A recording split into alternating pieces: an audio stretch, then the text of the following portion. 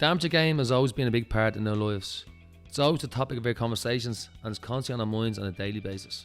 Although it's not at a professional level, the amateur game is a working class sport at a working class level. Players put their bodies on the line, lives on hold, and have worked their socks off to be the best they can be from the top to the bottom of the amateur game. We live and breathe football, and the amateur game has given us our best years in football. Both of us have come to the end of our playing days and want to sit and speak to the legends of the game, legends in their world, to sit and listen about the careers and stories of the game we love. Welcome to our podcast. 3 points, please.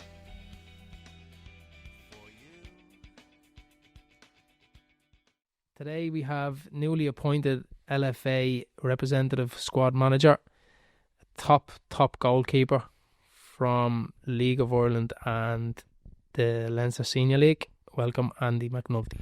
Welcome, Andy. Thanks for having us, lads. So as Al said there, newly appointed LFA manager. Do you want to talk us through that? How it came about? Yeah,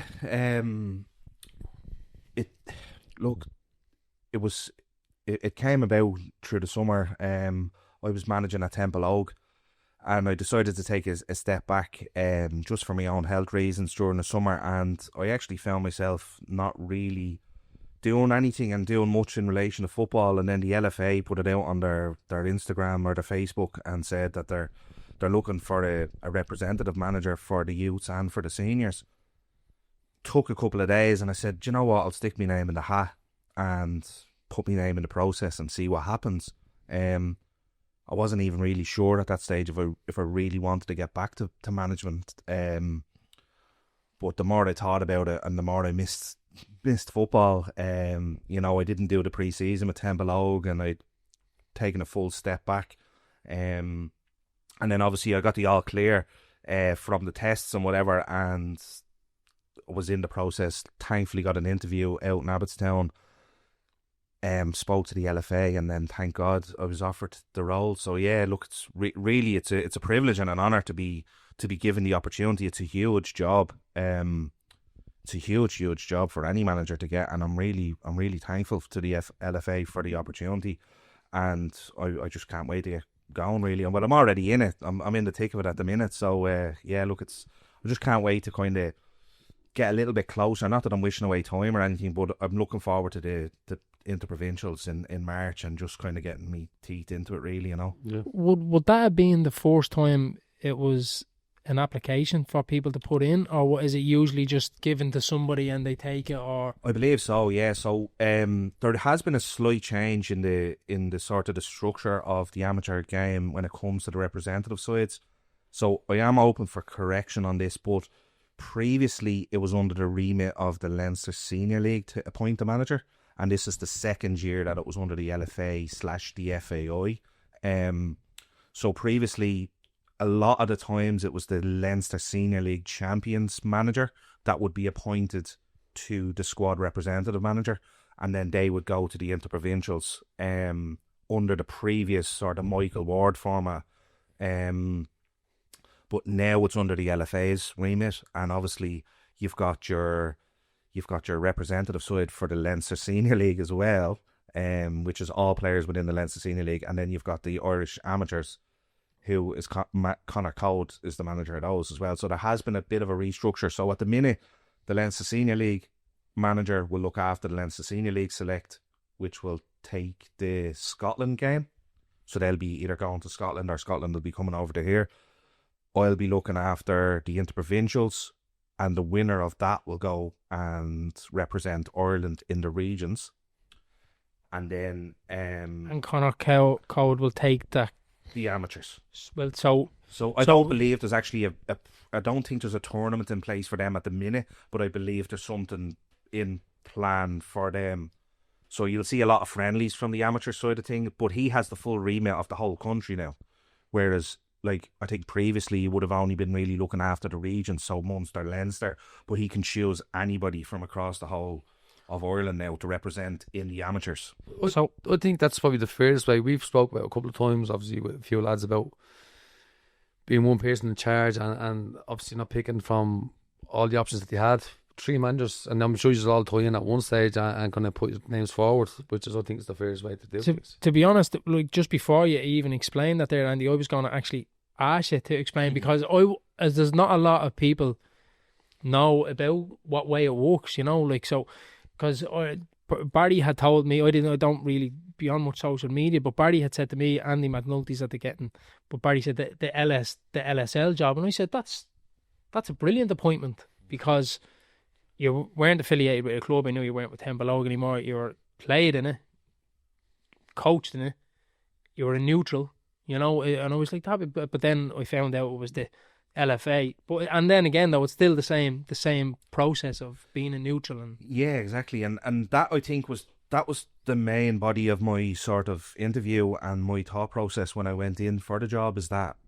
And I think it probably gave me the advantage against. I've heard of some of the names that have applied for it, and like a lot of them are way more qualified than I in terms of badges and stuff. They're probably more decorated in terms of what they've won in the game. But I went in with I'm a really positive person. I'm a really sort of organised, structured person. So I went into the interview, told them my plan. And obviously they like the look of it, you know. And I do think a big part of it is, not to play down any of my own strengths, but I think a large part of it was that I wasn't affiliated to a club, and I have no loyalties to a club, a league, a division, or whatever. I do think that was probably a criticism of previous squads where, and this isn't a criticism of managers or any previous squads, but it was very one club heavy. And I think that sort of, I hope that kind of gave me an opportunity, because part of my sort of presentation was that I want to try and make it a true representation of Leinster. So I'm going to go and watch games in Wexford. I'm going to go to Kilkenny, Carlow. I've already been down there for multiple games. You know, you have to give the region an opportunity to represent the region. And I think, with all due respect to previous managers, they have club responsibilities. And to be able to travel down to Wexford or Kilkenny or Carlow or even up to Louth or to Meath or whatever, when they've got a top Leinster Senior League game at the weekend, it's hard to prioritise that. So that's probably the difference. Exactly. I think we said it before again on here. So we're taking everything that has changed. It's on us. Yeah. So well done to us.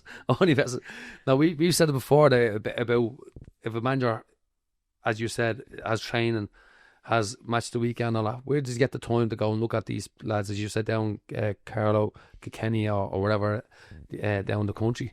So as you're not affiliated, you can be sure you've got a couple of games in each weekend. So it's the best. I think it's the best. Yeah, well, like since I applied, I've watched probably close to 100 games. You know, and that's no exaggeration. So we obviously had a heap load of pre-season games. I was in touch with managers. I was going to pre-season games. Then when season started, like obviously I was catching the end of the summer seasons in Kildare and the NEFL, and obviously speaking to managers in the winter seasons. I was going to their pre-season games and I was keeping in touch with them. And I just think you're a little bit more objective going into the games. You're a little bit more, you know, you're not watching the game with rose-tinted glasses and saying, you know, because I manage Temple Oak or I manage Crumlin or Finglas or whatever, I'm going to pick out the Finglas players. You know, because I think you have an unconscious bias towards your own players as a manager. And like, I can tell you just for certain that from speaking to managers across the league already, a lot of it has been really positive. I would say that a lot of it, and a lot of managers have been on to me and congratulating me. But the thing is if I ring every manager's going to say, I have 3 lads that'll definitely. Yeah, exactly. Yeah. Do you want a squad represented? All of a sudden I have a squad of 150 people. So yeah, and you don't want to be influenced too much by managers. You want to do your own. Exactly. So you're kind of going down watching matches there. You're going down with your game plan that you have in, obviously, this formation, the system you play. When I'm going to go down here, I need a good fullback. I'll have a look at this game for the fullback. Or we're going down with the open mind saying I'll have a look at the whole picture. Maybe it's the team I can't watch. If someone on the opposite team is actually filling the role that I'm looking at, would you go and pull them out, or? Well, that has already happened, actually, to be honest with you. So, firstly, I have a structure and a system in mind, right? But that doesn't necessarily mean that Yes, will set be in stone, yeah. exactly. So, my priority is winning a football game. So, if it means that I see 3 forwards that will play together in a front 3, and if my normal formation was a 4-4-2, I will change that 4-3-3 to get the best out of those 3 players if they're in my squad. So I've not. There's no hard and fast rule of I have to get a player that can, do this or do that. There are certain core competencies for players that I'm looking for. Play, yeah. I'm looking for, like, sort of exuberance, energy, attitude. They're the main components for me that I do want in a player. But, like, I'll go and I'll look at teams and I'll look at games, and if someone jumps out, I'll have a look at them, or I'll note them down in my notepad. I'll have a look at them again. I'll touch base with people that will know them, or other managers, or even the manager themselves if I have a good relationship with them, and I'll ask, how is Andy McNulty doing? Is he doing okay? Because you have to remember as well that everyone has one good game. So if you're at that game, and they have a bad one, probably 6 bad games. Exactly. So you're trying to spread it as much. Like, I don't want to judge anybody on one game, but I also don't want to rule them out, and I don't want to obviously rule them in either. So it's hard to kind of get that overall sort of opinion on it. And look, ultimately it'll be my decision on who makes the final squad, but you try and get as much information as possible, like even down to their character, because you don't want someone coming in, they could be the best footballer in the world, but they could be disruptive to the group. And that's really important to me, is that I think I've been involved in teams and dressing rooms that have had that disruptive influence. Now, I know club football is slightly different. It's over 26 games or 30 games. This is 3 games over the weekend, so it's probably even more important, because you're going to be up in Letterkenny for 3 days, eating, sleeping, playing together for basically 72 hours.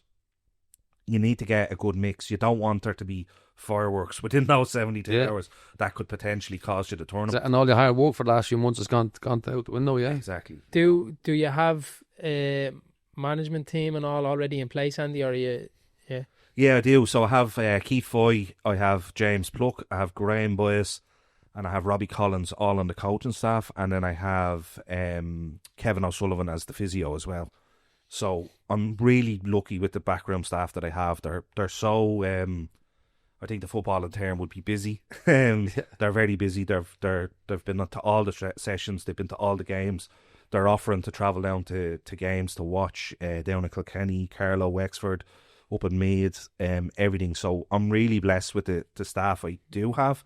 Did the LFA leave it to you? Yeah. Yeah. That was a good thing. That was a good thing. I went in with a proposal, and I was hoping that I would be given the free rein of who I can pick. And in fairness to the LFA, they were saying, no, look, we won't impose ourselves on anything or anyone. And I was delighted, because you know yourself, you do want people that you can trust and you can rely on in the dressing room. And but you bring them in for their strengths, and someone else has a kind of weakness. You bring someone else in to compensate that.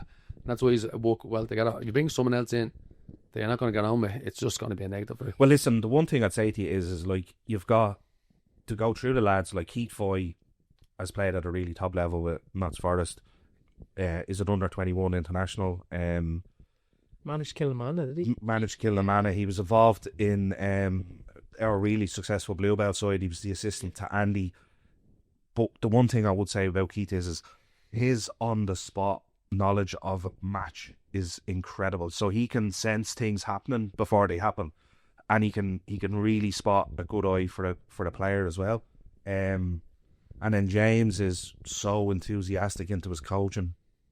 He's been coaching more recently, probably with Ballyfermot and Jobestown, but he was involved again in that really successful. He'll be our main head coach. He'll be the main head coach, so he'll be doing what he needs to do. I've already spoken about what I need, and I'll never have to speak to him again. Yeah. Like, he'll never have to. Is he high up in his license and his courses? I think he's working towards his B license, I think, or he already has it. But he's excellent. Like, listen, I'll never have to speak to James about anything from this day till the tournament. You know, he'll be coming and asking for feedback, and the way he does his warm-ups, the way he's structured, the way he's organised, like, he'll be an hour and a half before we're due to me, making sure that all the cones are clean, all the bibs are clean, the balls are pumped up. He's brilliant, like, you know. And then I have Robbie Collins again, who's played at a really high level, League of Ireland, who is just finished up playing with Temple. Well, sorry, he's still playing Temple 35. But again, a very infectious character, loves football, would play 5 nights a week if he could. And it's just, you know, it's really nice to have those football people around you. And then I have Graham Pius in from for the goalkeepers as well. Graham I had involved with in previous representative squads, and he was actually involved in League of Ireland goalkeeping coach as well. So he's been at Rovers, he's been at Drogheda, he's been at Dundalk, he's been at other really high level high performance things. So the keepers will definitely see the benefit of that when they come into the camp, you know, or in the games or warm-ups or whatever it may be. And do you know what, Graham, in fairness, one thing I probably didn't realise is his knowledge of the game as well. It's probably been a little bit disrespectful, but sometimes you just think goalkeeping coach and you just park him off. But over the last few games and over the last few weeks, his knowledge of the game has been brilliant as well. So that's probably been a hidden thing that I've actually picked up on the last few weeks as well. So that's an added bonus for me as well. And then obviously Kevin will come in on the physio side of things. Chartered physio, understands football, has played football, understands players' requirements and needs prior to games, whether it's robes or bandages. Rest after the injury. Good to have, because I've and with no disrespect, I've been with physios, and physios have been in teams and they've been like, he's not going to be able to play, and you're like, are you winning? No chance. Like, I'm playing. They're calling it, and he understands. You're like, I'm paying you to. He understands the requirements of amateur football. Do you know what I mean? And like, if someone's fucking leg is hanging off or something, then he'll give me the heads up. But otherwise, he's in the players' ears and he's saying, listen, you're needed. Come on, just battle through another 10 minutes to half time, and I'll have a look at you or whatever. Do you know what I mean? He's a good lad. He's good. He's still young, but he understands football. He's played, I think he played amateur football in the UCFL or something like that. So he understands the game. Do you know what I mean? And he understands what players need, whether it's like just a little tap on the shoulder or whether it's a hug in the corner or, you know, whether it's a kick up the arse or something before the game. He understands that as well. And that's an additional added bonus as part of your staff, because he's doing obviously the medical side of things and assessing players. A lot of times he has a lot of one-on-one time with players where it's just them two in the room together, and you can have that conversation saying, obviously you probably don't know what they're saying, but where coaches would be addressing the group, or where the physio will have that one-to-one for 45 minutes. And players might have that confidence in them to say, you know, I'll probably only have 60 in me tomorrow. Do you know what I mean? And then he'll say to me around the 60-minute mark, listen, Andy could be struggling. Do you know what I mean? And there's that understanding. Exactly. You know, you need a lot of eyes around you, don't you? To be able to help you with them little bits and pieces. You do. Can't watch everything. Especially in such a condensed tournament over 3 days. It's different if you were playing every week like you do in club football. I was very lucky with the guys I had in club football. But in this condensed format, you need the best that you can get. And I genuinely think I've got the best team that I could get. And, you know, I think I'll get the best out of them as well. Fill us in then, Andy, on that format and what way it's going to work. Like from right now till you play the last game, what way does it go? Yeah, so I suppose working backwards. So the tournament itself is on the 20th of March, Friday, Saturday, Sunday. We don't know fixtures or anything like that. All we know is it's up in Letterkenny. It's Ulster, Munster, Leinster, Connacht. Working back, I'm probably looking at getting 4 weeks of weekly training with the final squad. 2 weeks prior to that. Where will where will the facilities be to train? So that's still a little bit to be confirmed at the minute, because it'll depend on the amount of country lads in the team. So look, there's probably no secret in saying that it'll heavily be led by the Leinster Senior League players, which historically it has been. But again, I'm trying to include more country lads and as many as I possibly can. Obviously, without level requirements. It's not a token invite, Yes, it's not a token gesture at all. Absolutely. If they're if they're good enough to be in the squad, they will be. So if I've got, 5 from Wexford, 2 from Kilkenny, 2 from Carlow, I'm going to try and see if I can do a more southern-based training session just to include them and get the lads used to travelling, similar to Conor Code's lads last night, travelling up from Cork and wherever, travelling to Wayside to play the game. It's a representative squad. So if you want to play, you're going to travel. I don't want the Dublin lads thinking they have it all cosy, that it's going to be in the AUL or Abbottstown or somewhere in Dublin all the time either. So I'll be fair, it'll just depend on who's in the final squad that I'll pick and then take it from there. But there's been loads of venues that have been offered up, in fairness. Pretty much all the associations, all the leagues have come to me and said, we'll nominate one of our better grounds for training base or for a game or whatever it is. So we've already used Clane in Kildare, fantastic facility. We used the MDL grounds for the NFL select game. So you've already played games, you've already met up and you've already done. Yeah, so that was gone under the radar, has it a little? Yeah, look, and probably deliberately for that, because I don't want to put too much of a target on me back either, but what I've been doing is I've been contacting leagues and I've been contacting people, and we've already had a game in-house in Kildare. We've had an in-house game in Meath. So there's players on the radar already. Very good. Yeah, it's giving everybody a chance, yeah. And that's all I'm asking for. That's all I'm asking the clubs for, is to give me an opportunity to see our players. There has been a sort of a history of some leagues not being involved, and I have to rebuild the trust of those leagues and those players and those coaches and managers and whatever, because unfortunately there's a perception out there that it's just going to be Leinster Senior League lads, and that's like, look, that's what it has been, so you can't really knock that perception, but part of my sort of remit is to try and break that perception down a small bit. It's not going to be easy. It's, I hope it doesn't come back and bite me in the arse in March when I have the squad picked, but I'm hoping, and of what I've already seen is there's definitely players in Wexford, there's definitely players Kilkenny, Carlow, in Meath and Kildare that all have a shout of being in the provisional or potentially the final squad. So that's the thing I would say to anybody that is listening that wouldn't probably historically been involved in representative squads. I'm willing to give anybody a chance. I'm leaving going as far as, to be fair to one fella, he reached out to me directly, a player, and said, listen, I know you're probably not going to be up around this neck of the woods, but if you want me to come down to Dublin or to wherever to jump into a trial game, I'm ready. And I said, you know what, fair play to him. Yeah. Listen, it takes a lot of nerves, a lot of balls to do that, but he obviously backs himself. So what I'll do Hope he's not showing now. Well, look, you showed up. Come on. there is an element to that. Obviously, there's going to be a required standard to meet that last 20. Definitely. Like, I have a squad of 20 out of the entire body of Leinster.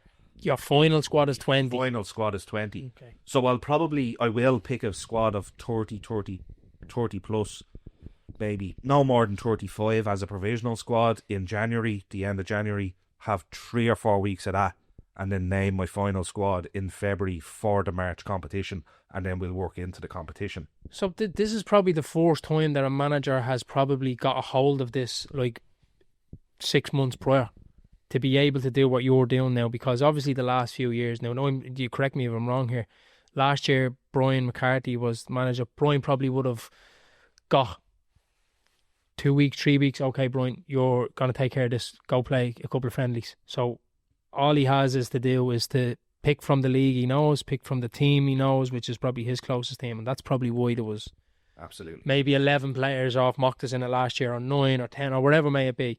And it was probably the same prior to that, whoever the manager was before him. But now that you're at getting the appointment, March, did you say, was it? Yeah. March. You have had since March till right up until now to even still work on, and you have till like almost a year. Sorry, I was appointed I was given the job in October. Sorry. Kick it off in I March. had started the process, I suppose, from the application process in. But you took that upon yourself to start that, and went and to broaden your horizon, if you want to say. to look at all these players to be able to give yourself the best opportunity. Yeah. And that's again, like, I wouldn't be critical of previous managers because I know already how difficult it is. Yeah, no, yeah. You know, to try. I'm going to I take back a little bit on what I said. Now, in Brian's defence, when we did speak on Floodie's podcast, we had said that about Brian. You know, people have probably thrown a knife in. That's a lot of bollocks. They've 11 mocked players in it. But when was Brian going to get a chance to get down to and Brian at the time, the whole of Leinster? If my memory serves me correctly, Mocktus were flying in all competitions. I think they were in the EA Sports, they were in the Leinster Senior, they were in every competition, and they were going for the league. So and they were the best team, and they're the best, you know, team. and best players. Of course, so, you know, so it's hard. You can't get out and have a look. Yeah, it's hard because if he has a game, he was probably playing Monday, Wednesday, Friday, or Monday, Wednesday, Sunday, or something like that. You know, and he's going to say, like, the day that I have off on the weekend, am I going to go down to Wexford or am I going to go down to wherever, you know? So I do get it's not a criticism of any previous sort of regime or the LFA or the FEI or whoever was kind of looking after it at the time. There's no criticism of anyone, but that was part of my sell in the interview was, this is how I'd like to do it and this is what I'd like to do. And thankfully our thought process was aligned. And I do think the best thing that they've done is give the person time, is give me time. Yeah. You know, because listen, sometimes time is not your friend as well, because you're looking and you're trying to plan everything and you're trying to do as much as you possibly can. But what it has done already is I've spoken to people in leagues that I've never spoken to. I've gone and watched games in leagues that I've probably never seen before, with the exception of maybe watching them in a junior cup against one of the teams up in Dublin. Do you know what I mean? Yeah. So teams you recognised, names you recognise, players you recognise from being involved in the junior cup, from winning. I actually got to see them. Exactly. Do you know what I mean? I got to see them in the flesh, and I think that's important. Yeah, good. Do you know what? It's a great insight for people to understand now of how it kind of works, instead of looking and, you know, sticking the knife in from previous managers saying, doing this and doing that. So it's a good. The thing you find is, as well, as it's very, very hard to please everybody. Like, the only way you can really stick it back to them is just winning. Do you know what I mean? So my final squad, there's going to be criticism of it. I know already. No matter what. I know already. So either there's not enough country lads, or there's too many country lads, or there's too many LSL lads and there wasn't enough LSL lads. So I know no matter what I do, I'm not going to win, but I have to win on the pitch. That's how I'm judged. So when I'm sitting in front of the LFA, I'm saying, but hold on a second, I won the tournament and we went to the regions. That's what we ultimately need to do. But it's just trying to strike the balance of how you do it and what players you do it with. Do you know what I mean? Like, you probably need a little bit of experience, a good bit of experience, a little bit of youth and exuberance. You need a lot of people that want it. You know, what I found was in some of the later squads that I was involved in, now bear in mind, you know, I was probably coming to the end, there was lads there that didn't want to be there. Do you know what I mean? And I found that amazing. Sometimes I shouldn't have been there when I was there. I know Martin Loughran rang me once. I had come back off an injury of probably 6 or 8 weeks. I hadn't kicked the ball, and he said to me, Andy, I just need you there. I just need you there for your experience. And, like, you can't say no to it, because you're representing your club, your family, your league. Andy, the same. He would often badger me to say, listen, we're going to the Michael Ward, or we're doing a representative game in a few weeks or whatever. Just make sure you're fit for that. Do you know what I mean? And sometimes I would say to myself, I shouldn't be there, and I'm probably stealing a place or someone. You know, I'd feel guilty. But at the same time, I'd never say no. Do you know what I mean? And that's the thing. I want to try and bring that back into amateur football. As, like, the pinnacle should be representing your region, your club, your league, wherever it may be. Yeah. Like, there's no bigger carrot for me speaking to you as a player now to say, well, if you come into my squad in March and you play well and we win the tournament, we're going to represent Ireland in the regions. Yeah.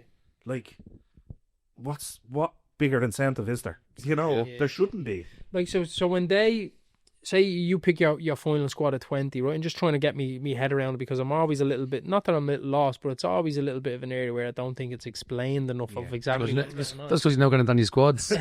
But there's also another layer to that, Al, right? There's another layer to that as well, as I am under restrictions for eligibility as well, which we can go through That's So- what I was going to say. Yeah. So yeah, like if you just give me a second there, I'll actually take the eligibility criteria out and I'll talk you through it. So this is a thing that a lot of people don't actually understand, because they'll get on to me, right? And they'll say, "How are you, Andy? Listen, I have this fella, and his name's Andy McNulty, and he plays at right full, and he's been unbelievable for me this year." And I'll go into the Connect app, and he's played in the Premier Division in League of Ireland.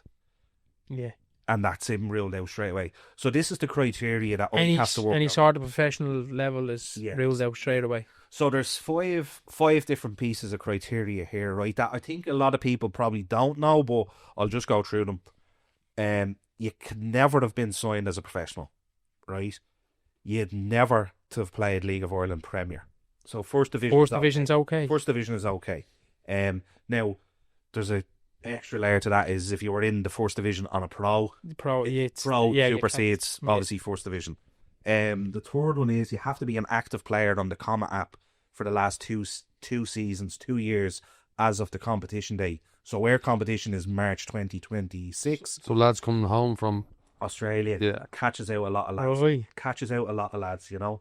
So again, I've had conversations with managers, and they've said, you know, this fella Andy McNulty, he's brilliant. I only got him this season. He's great. And I said, well, where has he been? He's only coming back from Australia. He was away for the last 3 years. Gone.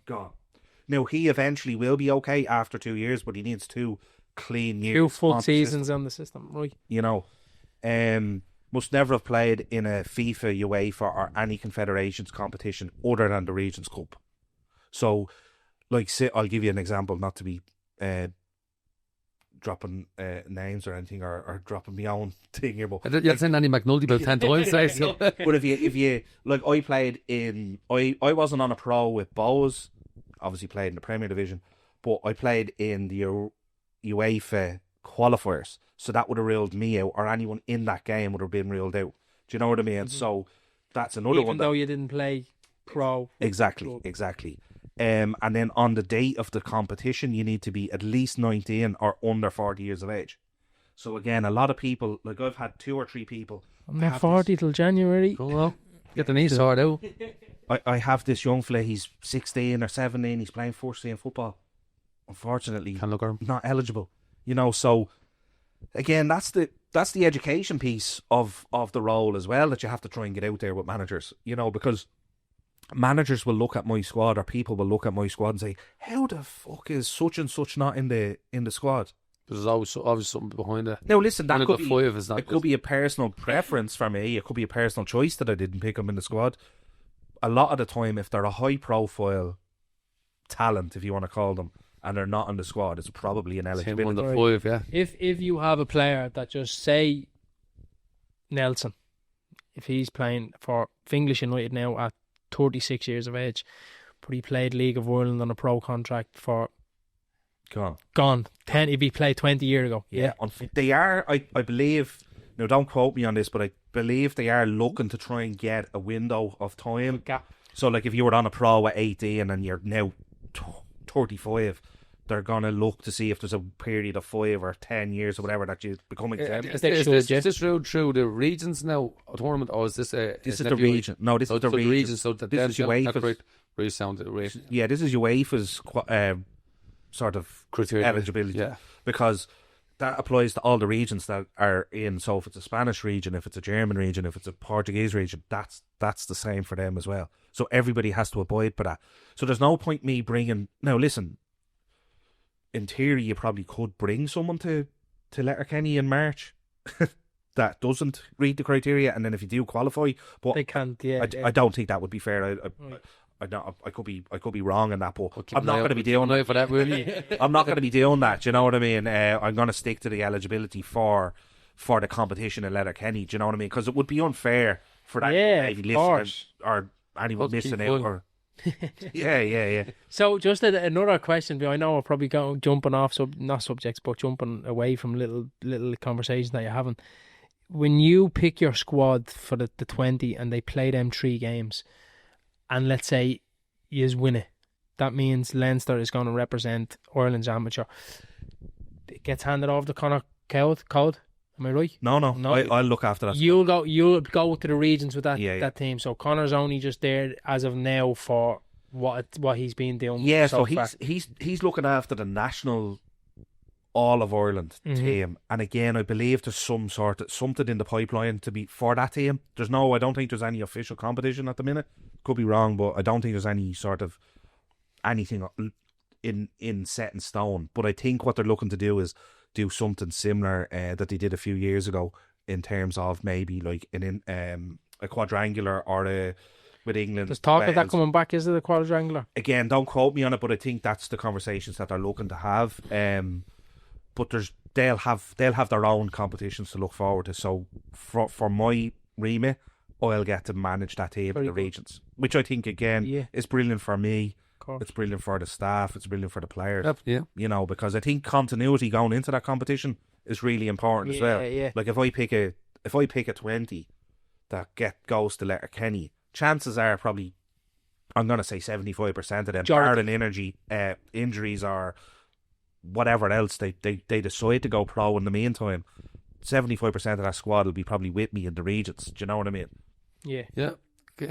So we take it back, will we? Yeah. Enough. But do you know what? Good, as we said, good insight for people that didn't know, and good clear vision now for anyone. Because we have been talking about on that, we have been mixing things up, and we're not known, obviously getting things wrong all the time. But you cleared that up, especially taking out that criteria where you actually pinpoint of what it is. So I'm sure there's a lot of people that hopefully will listen to it that will probably say, "I could be eligible for that," and you hear that the same. Yeah.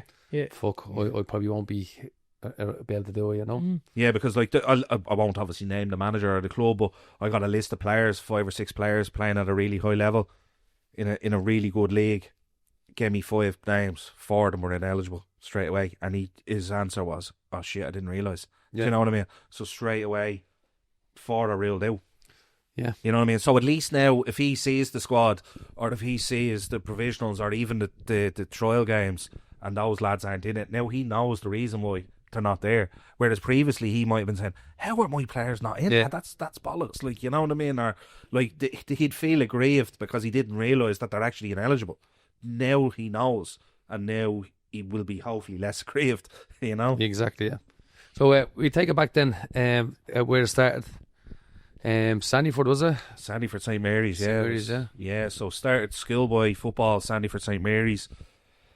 Geez, from the age of 4 in the academy up until 16 or 17 when I moved to Scotland, yeah. So all my schoolboy football was played at Sandyford St Mary's. We were never really a top team. Like when I started with them, I started with my age and played up until about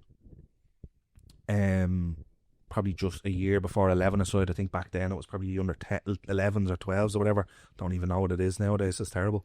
But the team folded, and there was only one team at 11 aside, and it was 2 years up. So I just wanted to play, so I just went up with them. Were you goalkeeper back? Goalkeeper, yeah. I actually I don't remember specifically how I got thrown in goals, but he'll probably show you out. Well, that's exactly. I was a little fat, chubby kid. As normal, you get thrown into the goal. I never really played like for the first couple of years because again I was probably younger age. It was maybe when I was starting, I was the younger of my age, if that makes sense. Probably not as well developed or even as good, to be honest with you. I know goalkeepers always claim that they're good outfield. Yeah, you know, I'm a realist. Yeah. But you know, so the keeper was away one weekend, jumped in goal, man of the match, never looked back. Very good. Actually enjoyed it. The following week, went out, got a pair of gloves, never looked back. You know, so you know, Mick Bradshaw, Lord rest his soul, he's passed away now a few years. He actually was the manager with Jimmy McGrath, and he just said to me, "I hope you liked it." And I said, "Yeah." And he goes, "Right, well, you're never coming out again." That's it. So yeah, that was basically what happened. Yeah, so played there right up until I was 16. So we gradually went up through the leagues. Like we would have been in the Z leagues at that stage, and as we progressed, we were promotion. We skipped a couple of leagues by doing well.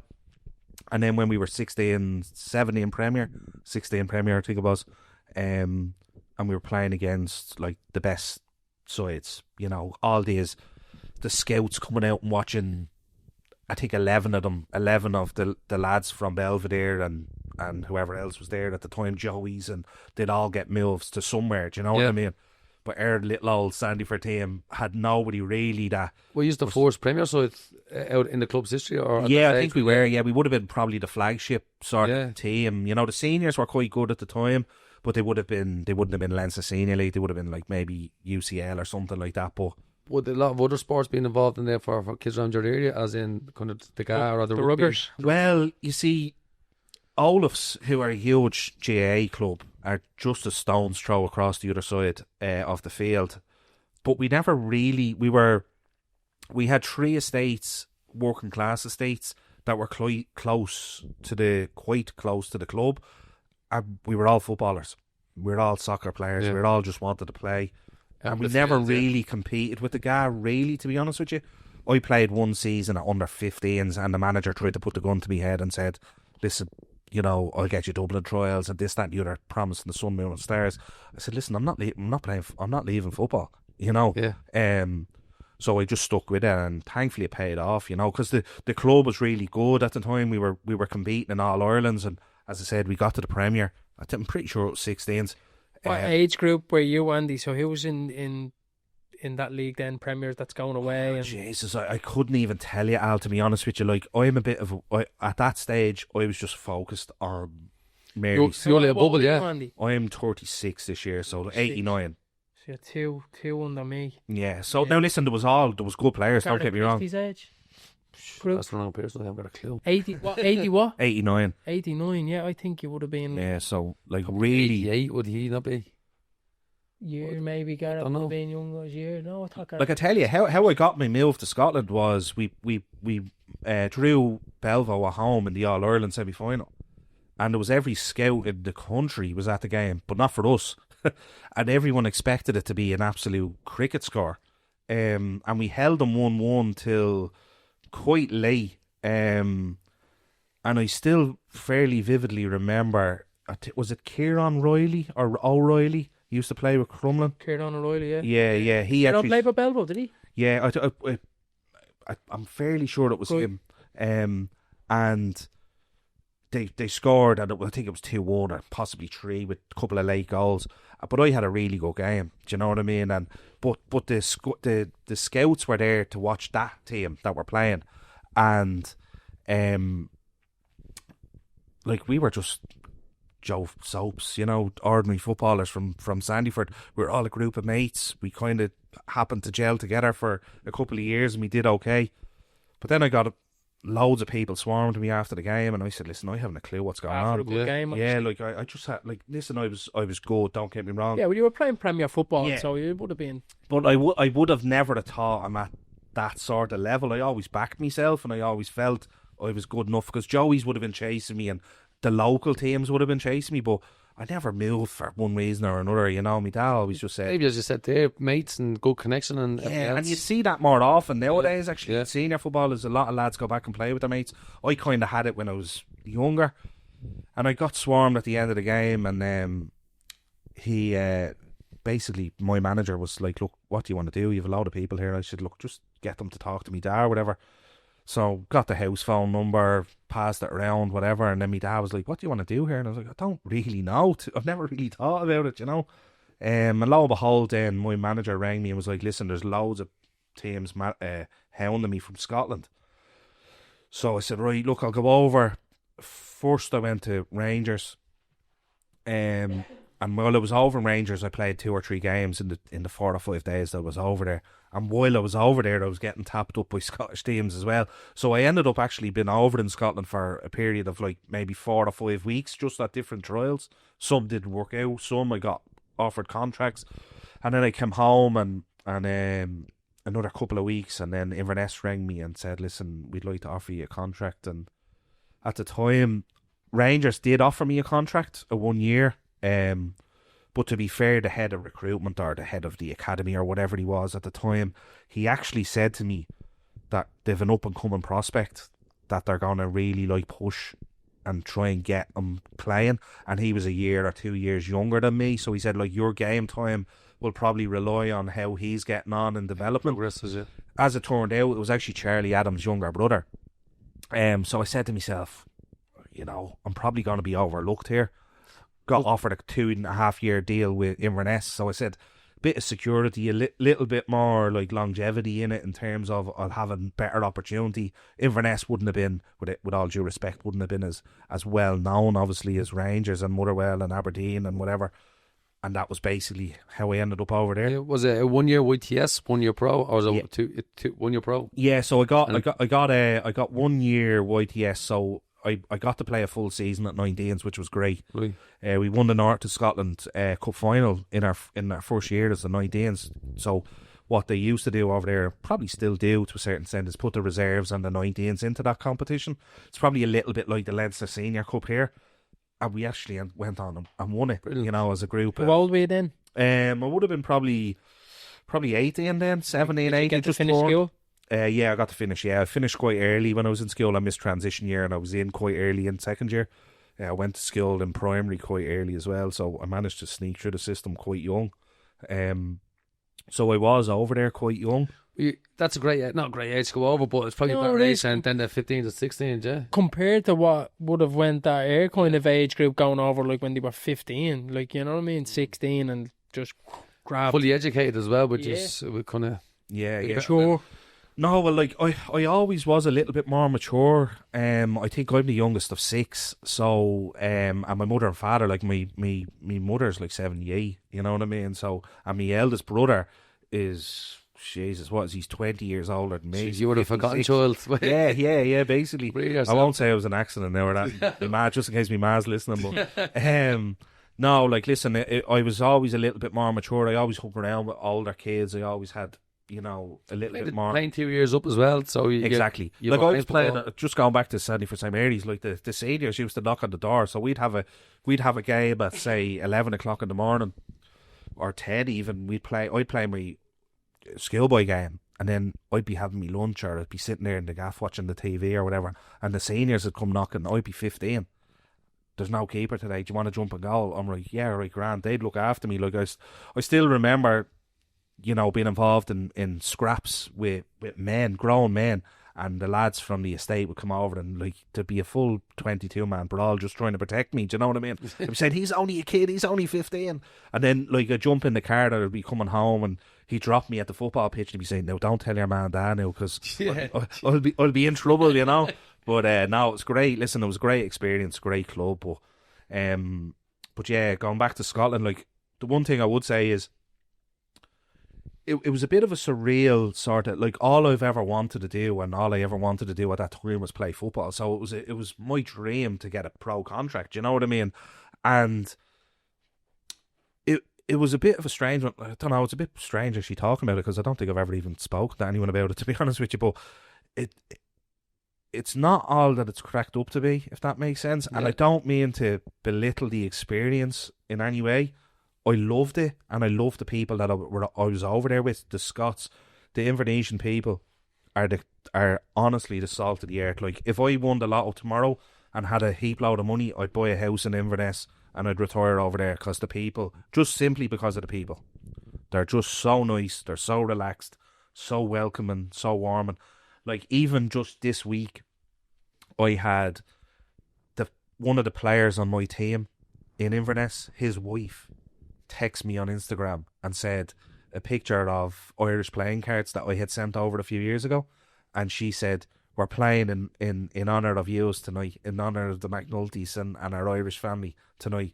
You know, so there's still that connection, and they're very conscious, they're very warm and welcome people, you know what I mean? So, but I had a great time over there. But you hear a lot of stories of, like, I don't want to be a bar stooler of I could have made it or whatever. Like, you know, listen, I had my time in the sun or in the snow, as Inverness was, but I didn't feel it was the right environment for me, to be honest. I love football, and if I was given an opportunity to be full time in football, I'd still take it. But at that time, it just wasn't the right fit for me. Young, lonely, homesick, all the excuses that you've probably heard from 1,000,001 other people. But I probably took it a little bit harder in terms of, like, you know, I was distracted by a lot of stuff now. you know, like, I was there by myself. Yeah. I was there by myself. Like, lads that go home at the weekend, they go home back down to Aberdeen, to Edinburgh, Glasgow, and I'm in a 3-bedroom, 4-bedroom gaff by myself. Do you know what I mean? Sometimes, you know, like, what happened was, in the digs in my first year, for the first 6 or 8 months, I was in a digs with 6 or 8 lads, and it was great crack, load of banter, pool table, you know, getting meals made for you. And then because I was like sort of an outsider, if you want, one of the lads in the club came to me and said, "Do you want to move into a house? We need to get someone into this house, or we won't get our grant." I said, "Yeah, no problem." So I jumped in. All of a sudden, I'm 17, 18 years of age. I'm in a 4-bedroom gaff by myself. I'm like, what do I do? Yeah. We would finish training at 12 o'clock in the day sometimes, you know, and you'd clean your boots and you'd sweep the dressing rooms and you'd do your chores or whatever. And you're home in the house by 1 o'clock, twiddling your thumbs. And you're like trying to fast forward the clock on the wall to training the next morning. You know? A lot of gap there. A lot of time, a lot of time there for you. You end up in the bookies, you end up in the pub, you end up in chasing women. You know, the usual stories. Sounds like a good weekend. Great. Friday, Saturday, Sunday. It sounds like the dream, you know, but it does take its toll on you. But look, when you look at the percentages, I think it's 1%, isn't it? Apparently that can stay make a career out of it. So no wonder why it's hard. To be honest with you, Al, I would have said that I was one of the most committed people to football, and I wanted it more than anybody. I would have said that. But then the loneliness in that, when you're put in that environment, is different. Yeah. So what was your progress as in footballing? Was it into the 19s, reserves, first team? Or how did it work out? Yeah, so then in my second year, I was sort of bouncing in. I would have played quite a lot of reserve games. Like, we would have played like a really good Celtic side there. We got bashed 7-1, but they had Yuri Yarosik, Darren O'Dea, Mark Brown, all these lads that played in Champions Leagues. Do you know what I mean? Yeah. We went down, we played in probably some lower league team stadium down in Glasgow somewhere. Queen's Park or something. Something like that, you know, and we went down and we ended up getting bashed 7-1. And great experiences again. So I was kind of flirting. I would have trained with the first team every day, even from the 19s, because of the keepers are kind of specialised. You try and bounce around, you stay involved with the first team as much as you possibly can, especially like closer to match day. The first team keeper would be kind of involved and kind of wrapped in cotton wool for Thursday, Friday. So you'd get shafted. You'd get brought in. So it's great experience playing with the first team and training or whatever. But I never played a first team game. There was an opportunity at one stage where the keepers were both injured, and I was next in line. And basically, what happened was, if they brought me into the squad, it would have terminated my loan at Elgin. So I was down in Elgin City, in probably, I don't know what they call it now, League 1 or League 2 or whatever it's called, down basically the bottom division of the football league in Scotland. And I wouldn't have been able to play them for the rest of the season. Do you know what I mean? So we waited till the very last minute on Friday to see if Ikey was fit or not, and he passed the fitness test. So we went ahead, and then I actually played for Elgin then on the Saturday. Do you know what I mean? Instead of the first day. Yeah. Part of me was kind of saying, should I have just fucking taken the chance and just said yeah? It was actually me that kind of decided on saying hold off, because I don't want to be shafted. Like, there's still 6 months of the season to go, and I wouldn't have been able to play for Elgin for the rest of the season. Back in the reserves then? I'd have been back in the reserves, and not that was a bad thing, but you need competitive football. Yeah. You know, you need competitive football. So, and then so obviously kind of came to the end, and then Terry Butcher took the job. We got relegated from the SPL into the first division, and I think I had 6 months left. And he just came in and he said, "Look, Andy, we're going to pay you up. We have to get rid of the wage bill. We'll pay you up and get rid of you." And that was basically it. He was very blunt. He said to me, "There's no denying your ability, but you're costing us too much." Like, I would have been on a decent enough contract in terms of accommodation. Like, I didn't have to pay for anything. Accommodation, food, travel, everything I had in my contract from when I first came over. So I was costing them a lot of money, you know, because I used to like book flights on a Saturday, fly home and come back on the Sunday night. Do you know what I mean? They paid for it? They paid for it. Oh, come on. Do you know what I mean? Good lad. So I used to do that quite a lot. Now, at one stage, your man, the secretary, kind of said, "Andy, look, I know it's in your contract, but don't take the piss. You know what I mean? But because again, that was down to the loneliness sort of thing. I was coming home for one night, going out with the lads on the Raz, and then going to the airport the next morning, or even Monday morning. I'd get an early red eye flight because sometimes we wouldn't be in till 12 on a Monday or whatever. Do you know what I mean? But it was, yeah. Listen, that's basically what happened, and then I came home to Ireland. What was the next step after that then? So Bowes, was it? Or No, so even before then, so I came home to Ireland, and all the usual Longford, Athlone, Bray were all on to The old swarm, all the usual could swarm around Exactly. someone from that comes back. yeah. don't they? So and they want to pay you buttons for the charge as well, you know. So I ended up signing for Bray, and to be honest with you, I kind of came home with a bit of a knee injury. Didn't realise the extent of it at the time. So Bray sent me for a scan in the Beacon, and Alan Bourne said, "You're fucked. You need an operation." So Bray kind of said, "Listen, I know we've just signed a contract. Is there any chance you'll just, by mutual consent, just cancel it?"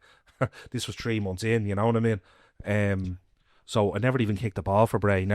Barely. I trained a few times, and then the Leinster Senior League campaign came along, and I signed for Wayside, believe it or not. Again, never kicked the ball for them. Then? Yeah, Pete was down at my house. Pete was a friend of the family, and his assistant Keith Arnold would have worked with my dad in Phillips. So Pete comes down knocking on the door at 10 o'clock at night. I was like, who the fuck is this? You know, me and Pete out on the front bench talking till midnight. So in the end, Pete, he persuaded me to sign.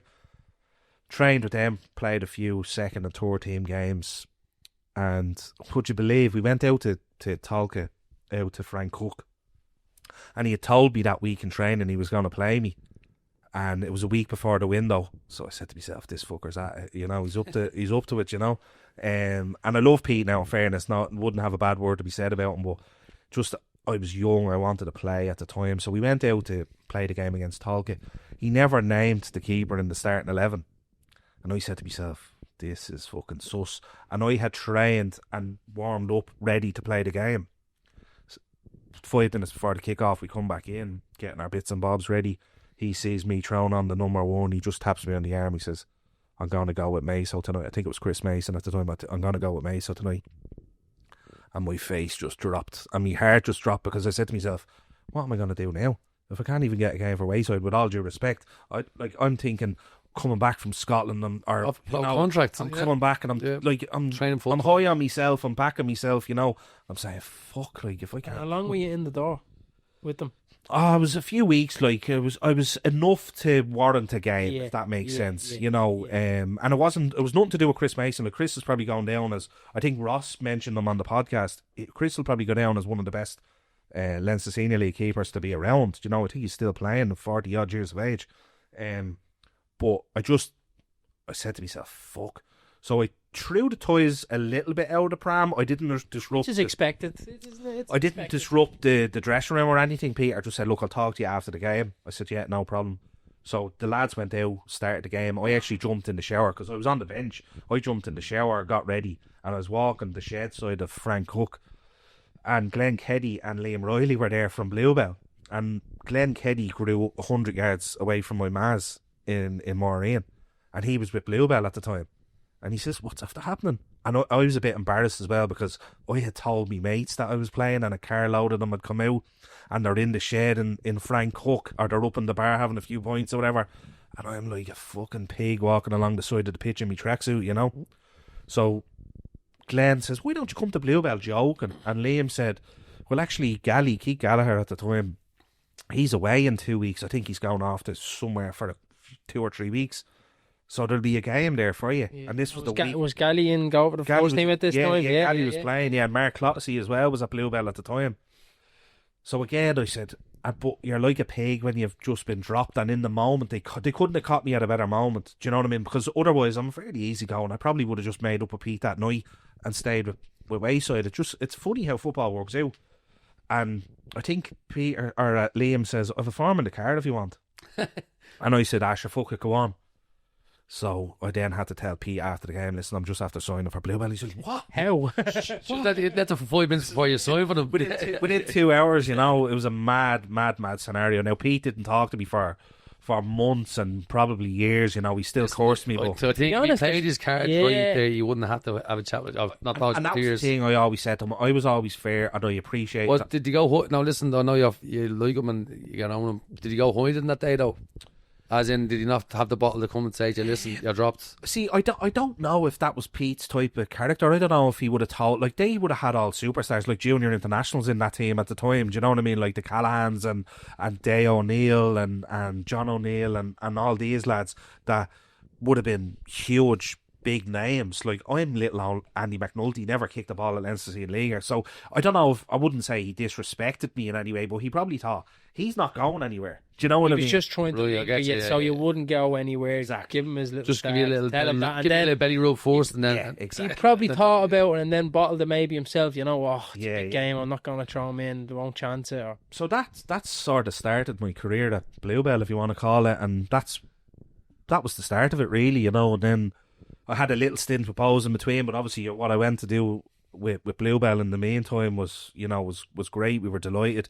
I got straight in at Bluebell, straight into the team. I think they played on the Sunday. Gally or Clotty maybe played on the Sunday, and then, as I said, I got a couple of run of games, and I was in ever since. You know, played hundreds of games with them. Gally's a good lad. I played actually with Gally on the futsal team, the Irish futsal team. Yeah, I had when I first got into, we played a few little games, a few little training sessions and things, and he was always good for a bit of stick. You know, he was one of the not the loudest in the dressing room, but like one of us, you know, a good crack boy would slag people and give it to people a little bit. But I remember saying to him, we had played Bluebell in the Leinster, the Bluebell Saturday team we had played in the Leinster Junior Cup out there. Yeah, I remember that. Yeah, we beat them 4-1 or something.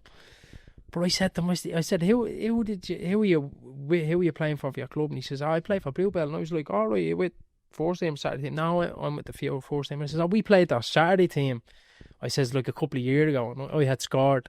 And I says, I got cut inside and I whipped it. I was giving it all. And he was like, yeah, no way, yeah. I says, you didn't play that game, obviously. And he goes, no, I had the paper cut out in the gaff. And I only went through them like about a year or two later. And I was like, if I hadn't known, he'd have got it off me in the changing room. A great keeper. It was him in goal. It was. Yeah, good keeper. And Clotty was there as well. So it was kind of a gamble at the time. I said to myself, Clotty had huge experience, but he was coming to the end, and Gally was like seen as the young. And he would have been young then as well, because he was a bit younger than me, Gally. Yeah. So I think we're probably, how old are you? 49. Yeah, so we're probably similar age. Gally maybe a year or two older than me. But similar, he was seen as the young understudy and good with his feet, and fairness, very good with his feet and good distribution and vocal and whatever. So, but yeah, I never looked back really. I kind of played pretty much every game after that, you know, and settled in. Like, the lads were mad now in the dressing room, you know. It was a real, like, that's what I was intrigued to find out how you actually fit in with the Bluebell, or like how you got to Bluebell in the first place. That's, do you know what I mean? Yeah, Jay Glenn, like, because I remember even saying to Glenn, like, I didn't drive or that at the time. You know, I was going through my provisional licence or something, or I was going through my lessons or whatever it was at the time. I said to Glenn, how the fuck am I going to get to the Red Cow every week? Do you know what I mean? Like, there was only one game, and it was Wayside or Bangor that was Southside near me, that I'd be able to walk or cycle or get the bus or whatever. I said, the other bleeding 24 games I'm going to have to... So what I used to have to do was, if he was working in Hayes at Sparks and owned his own business, very busy, you know. So if he was on a job, the north side or in town or fucking wherever, I'd have to jump on the Lewis or jump on a bus and meet him, and I'd be travelling for 2 hours before the bleeding game. Or if he was off early, at least he lived in Sandyford, so I'd be able to get to him as well. Sometimes I'd be in the house like with his wife, and we'd be chatting away for an hour waiting on Glenn to come. You know, like, I'll be there in 5 minutes. Normal chit chat. Yeah. Glenn was a demon for being late, you know what I mean? But that was basically how it started.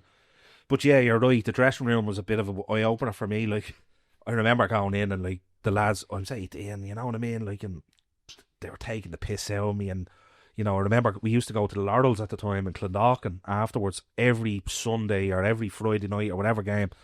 Go to the Laurels regardless after the game. Have a few points in the club and then go to the Laurels till whatever. And the lads used to be just, you know, taunting me to have more drink or whatever, you know, saying, come on, you're one of the lads now. And I wouldn't have been a huge drinker, as in I wouldn't have been able to drink a huge volume of Gargle. But they were always like, here's another one again. And then I'd be elephants, you know, and then I'd be suffering. And then co-training and I'd the piss out, you know. Now here you comes now, boys. Yeah, exactly. I'd be hanging out, or I'd be getting sick or something, you know what I mean? Like, only 18 trying to be Billy Big Bollocks. It's all for their entertainment, though, you know. Yeah. So yeah, exactly. But you know, it was a very experienced dressing room at the time, and that really helped me, because you become a man. Like, you really have to become a man. Sink or swim, though, at them situations, isn't it? Yeah, and like we were a good side, but we were always seen as sort of the bridesmaids. We were always like, we were the champions of being second best, really, for a long time. You know what I mean? And who's in the squad then at that time with Bluebell? Well, we would have had like the Smiths, we would have had the Clearys, we would have had Peter Sherlock, we would have had like really, really good lads. Ian Cherry, Anthony Doyle. There would have been really, really good lads in the squad. Players, like savage players, but for whatever reason we just couldn't get over the line, you know. For years and years it was always second best to Crumlin. Wayside won the league on the final game of the season in 2011. Crumlin did like their mad trophy haul in 2010, I think it was. They won 7 out of 8, I think.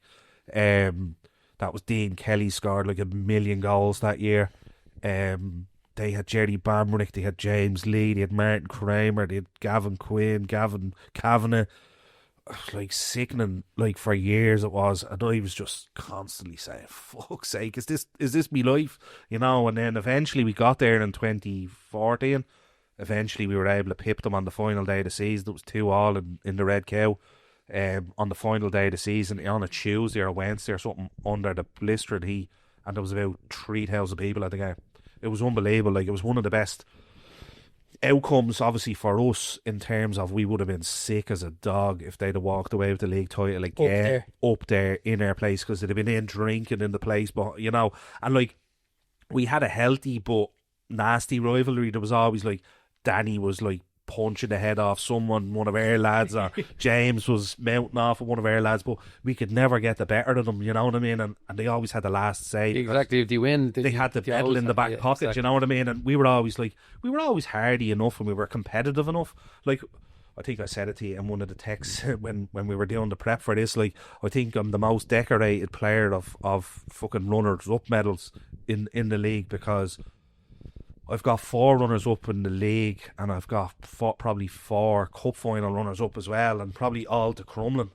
Do you know what I mean? So it was one of those things where to get the monkey off the back was a big thing for the club. We hadn't won it in 29 years. The club hadn't won it for such a big club. Yeah, and have had major success in FAI intermediates and senior divisions as well. I think they're still, years, despite all of Rock.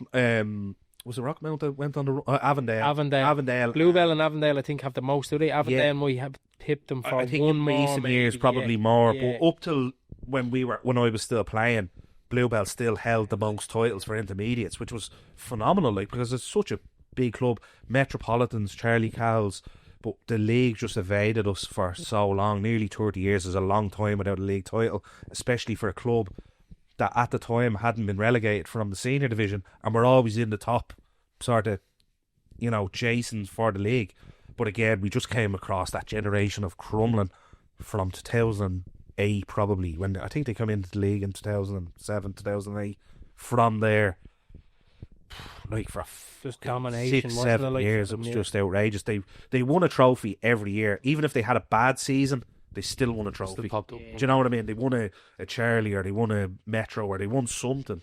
And to have that, and to have that as a club or a team, like, it's sickening. It's unbelievable. It's sickening from the outside. But to be honest with you, that's the reason why I signed for Crumlin, was because they're challenging every single year for every single cup they were at the time.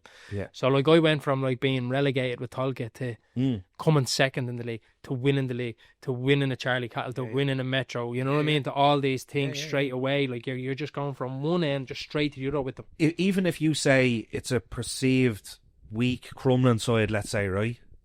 You know, come May, they're in a cup final, or they're in the. It's in the DNA. And Martin obviously had a huge thing, and then James has carried that on into his management, and like it's just ingrained in them.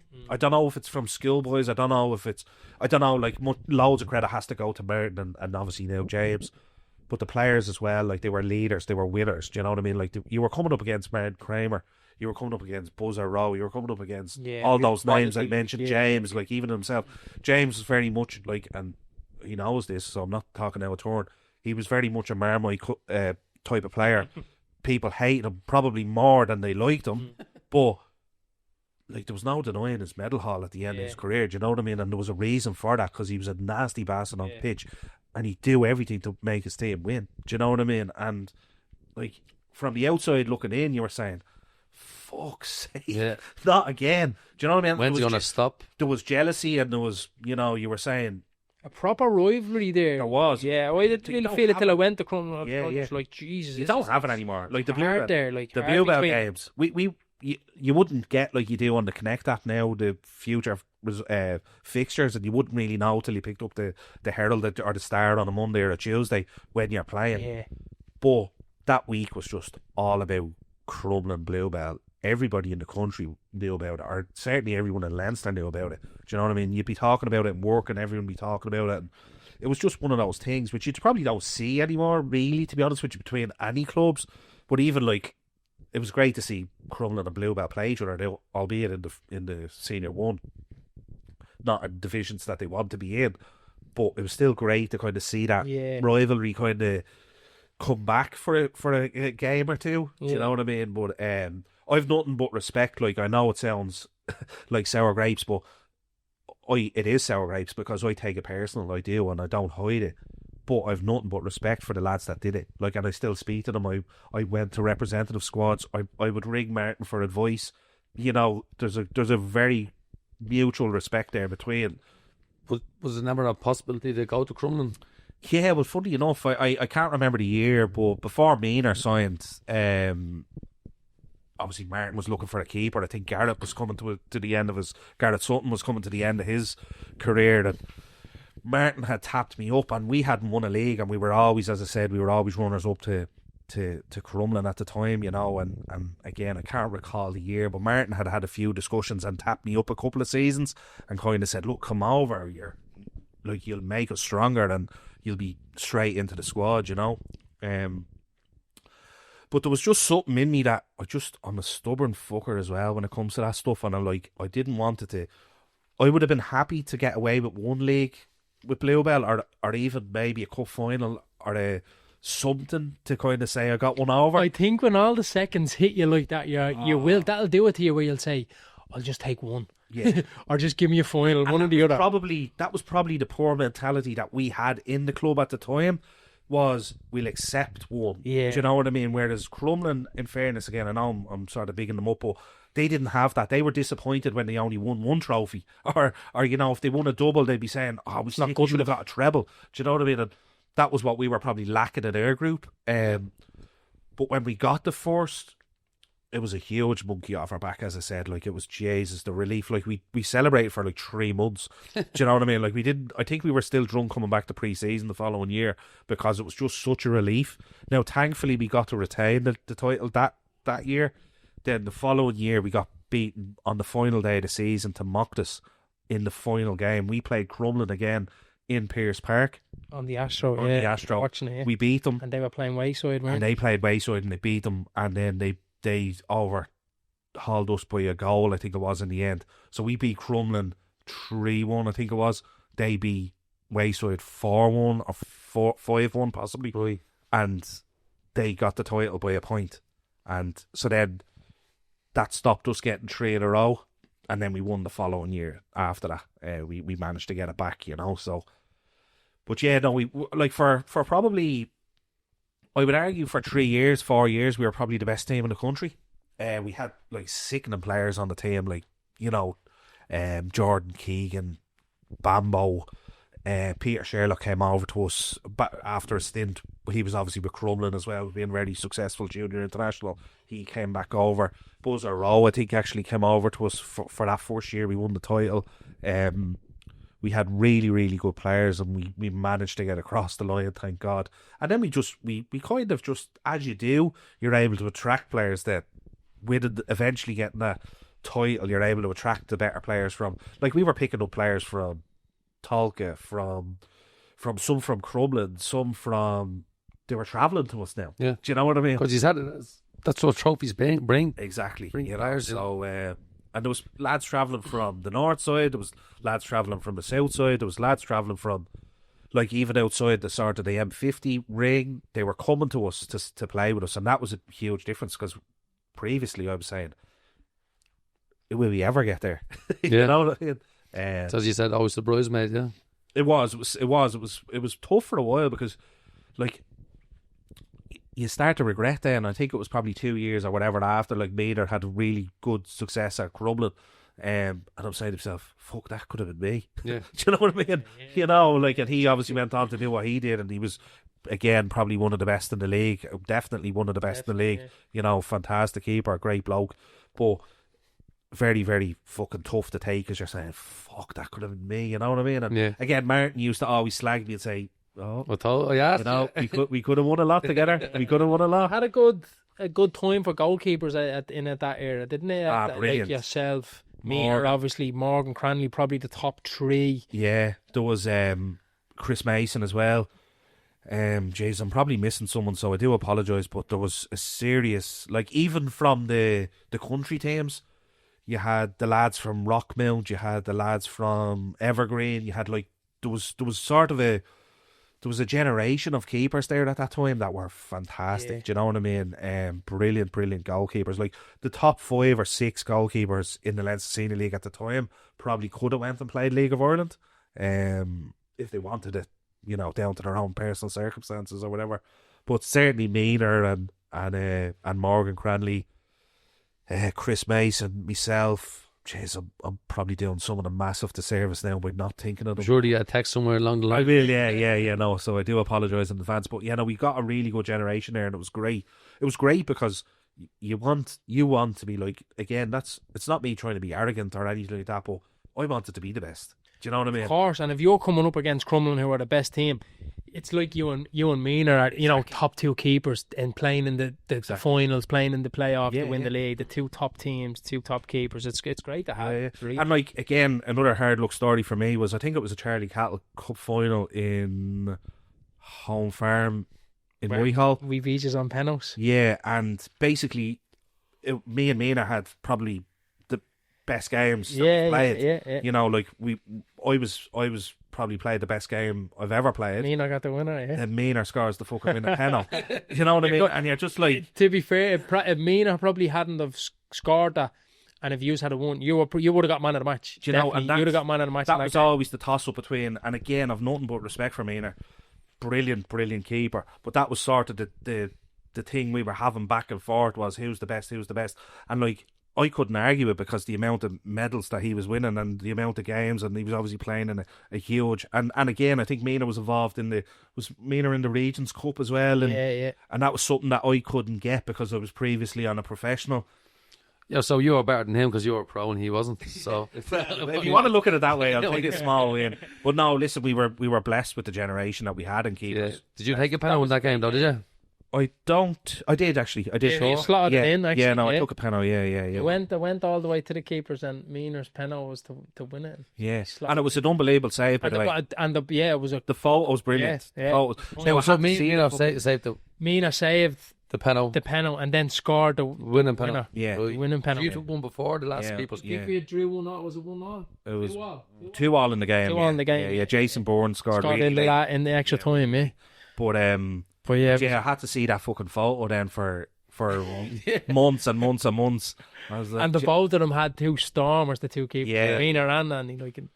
Yeah, but that just summed up how the rivalry and the competitive nature of those 2 teams were it was a at the cracking time. game as well, a good game of football. Yeah. So I think did Peter get sent off in that, or was that the one in Belfield? I can't remember. Peter Darcy.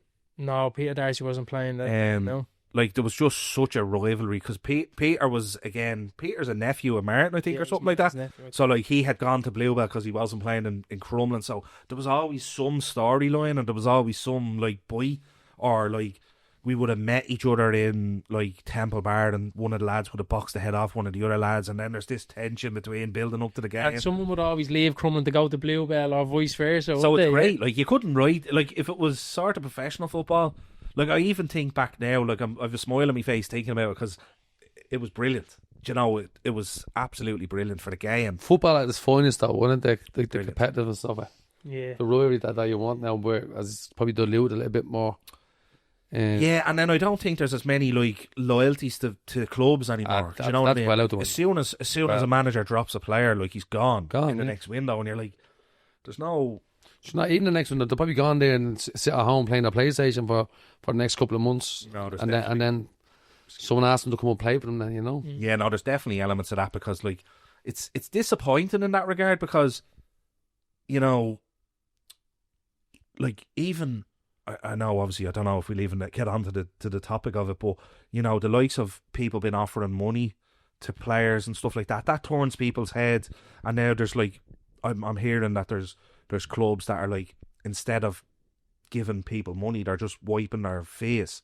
So, like, I know from even Temple Oak and Tech previously, it's costing someone the guts of sort of 400 to 500 quid between, you know, your tenner a week and your registration, insurance, all that stuff. So it's like 400 or 500 quid or whatever. But I'm hearing now that, like, managers are picking up the phone and saying, "Will you sign for me? And I'll pay for your insurance. I'll give you a tracksuit, and I'll waive your subs." And you're like, especially I found that difficult when I was at Temple Oak, because I'm trying to get people in the Tala area, Crumlin, Drimnagh, Temple Oak, you know, that sort of region, and they're saying to me, "I'm getting 50 quid to play for Ragball Rovers," and I'm like, what can you even say? Do you know what I mean? And can't compete. You just can't, and it's not a level playing field. And listen, people can do it with keep that €50 and go play for that team, and see what happens. See how fulfilled you are at the end of your career. Like. But even ultimately, look what happens to clubs that pay money. Don't get it, man. They don't exist there's no sustainability in it. Well, it takes No. for someone, whoever's putting the money into it, to get paid that bollocks and say, "Listen, boys, I'm out here." There. Yeah. So Tom, Dick, and Harry, that was getting a few quid. They're gone. Yeah. You're standing there bleeding, trying to hold ship, but they're all legging it. Yeah. You said first was off a single ship is the rats. Listen, 100%. You know, it's probably a topic in itself that I could talk here. I could talk about this all night. Now, to be honest. Those really annoys me. Like, it's something that does really bother me, because, like, I'm give a real it to the managers. Do you know what I mean? 100%. Give it to the coaches. Give it to your physio. Give it to your goalkeeper. They deserve it. Yeah. Or even, do you know what I used to say, Al? Right? I used to say, put it into an incentive and say, if you win the league, or if you get to a cup final, I'll bring you down to Kilkenny, all expenses paid, or I'll bring you down to whatever. I think Frank Cooke used to do that with Tolka. You spoke to Jay about it, Spoke to Jay Kelly about it, and he used to bring them to Spain. Yeah. And that's for a week. Brilliant. Like, and that's a great incentive. I think there was a North Side team. Did Ballymun used to do that? Oh, the AUL used to do it. AUL used to, if they won the league, they'd send them away. And then left. Yeah, but I think that's great, because as mates, as a group of players, if you're still in the hunt coming to the end of the season, you're saying, "Fuck this! I want a trip to Vegas, or I want a weekend and whatever." You know what I mean? But South Africa and all, they went to some place. There's some money on it. Florida. Yeah. Paul Marnick the year before went to like Nashville. I think they went to for a week or something. Yeah. And that's I wouldn't begrudge. And listen, people can spend their money in any way they want, right? I just don't think there's room for it in the amateur game, because there's purists. 99% of people are purists, and like what you just said there, is the first people to jump when shit hits the fan and results aren't coming in are the people that are getting paid, and off they go to someone else. So there's no loyalty to the badge. No loyalty at all there. You know. And that's why you say schoolboy club teams coming up to filter into the senior sides was probably better off than some fella come from another team who thinks they're going to get a few quid out of it, because them boys know what it's like to play for the badge. Obviously, a man's probably has more fucking clubs than Tiger Woods at that time, you know. So bring the young lads through. That's what I think. Let them. If you can. No, it is. It's disappointing, you know. And look, again, I could probably talk. I've got myself in probably a bit of trouble in the past about comments on online about. There you got them. Yeah, well, that's it. Yeah, but like, even, you know, I was highly critical of probably shouldn't say the team and the name of the team, but like, you know, a particular team I was highly critical of winning a league, and you know the amount of backlash that I got off that. But I was like, you know, I'm not having a pop at the players. Like, it's not the play. Like, you know, the play. It's not the play. I have loads of examples where my own teammates over the years have come to us as a team and in the dressing room and said, "Listen, lads, I'm signing for X, Y, and Z because they're paying me mortgage," and I'm saying, best of luck to you. Best of luck to you. So I'm not criticising players or anyone that's done anything. Or took it, or I'm the same. I'm the same. 100%. Like, the players, if you can get it, take it. Managers, coaches, take it. It's the player. It's whoever it is involved in actually distributing the money. I'd say use it. Like, there's some of these clubs don't have facilities. Some of these clubs don't have training facilities. Astros, instead of haven't even got their own pitch, $100,000 a year on whatever, invest it into crypto. Well, it's a crypto, yeah. No, invest into rental on it. Into the structure of the club, yeah. Weather pitch, or as you said, invest it into the club, yeah, to be able to get them facilities. But again, look, people can spend their money in whatever way they want, but I just don't think there's any room for it in amateur football. But with the third tier of League of Ireland coming through there, I'm sure that's where people have money will go. And that's where the boys that were looking for the money will go. I think, but it's a lot of money to fund that. Yeah, like I think you're going into like major money there. Well, I think 150 grand in around, I'd say. Yearly to run it? To run it yearly, just Four division. Well, I think I heard anecdotally from someone that put a submission in for a club. You have to put aside, right, 30 grand for travel alone. So maybe I'm spoofing, boys. No, like, that's 30 grand on travel. They're not looking at your pre-match meals, post-match meals, fuel, buses, and that's without that's before paying a cent to a player. Yeah. Do you know what I mean? So you're probably that's a lot more than 100 grand then, if that's the case. I don't know if they're going to be tied down to, you know, the PFAI minimum wage stuff. So then it's that looking at a little floating league then, would it be? Because I don't know, because they'll have to go minimum wage if they're going to go into on the League of Ireland. It has to go into the PFAI, doesn't it? I'd imagine there probably is going to be some rules. Like, if you're honest, I would imagine you can probably have an amateur and a semi-pro contract, but then you're going to be having put out envelopes under the table. You know, nobody will sign a semi-pro because they won't want to be going through the books, and then so it's probably your travelling expenses be taken care of. Then you end of the season, you get a few quid, or start of the season, or Christmas time, or whatever they usually do. But what it's going to do is it's going to, any young aspirational footballers that are in the Leinster Senior League, you might potentially see them moving to those third tier teams in the hope that it elevates their chances of getting to a first division or the Premier Division. And I'm not begrudging anyone doing that, because if they are looking to improve their career, then but what it might have a negative impact onto the amateur side of the game, you know, because you're losing your better players.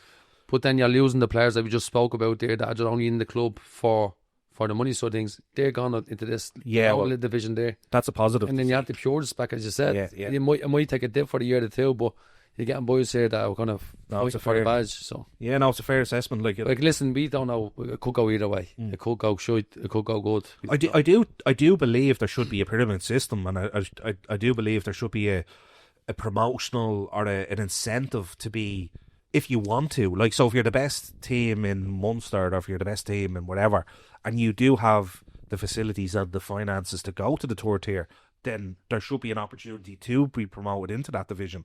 But it has to be government funded. I think it should be government funded or FEI funded, where the club gets a little starter pack here.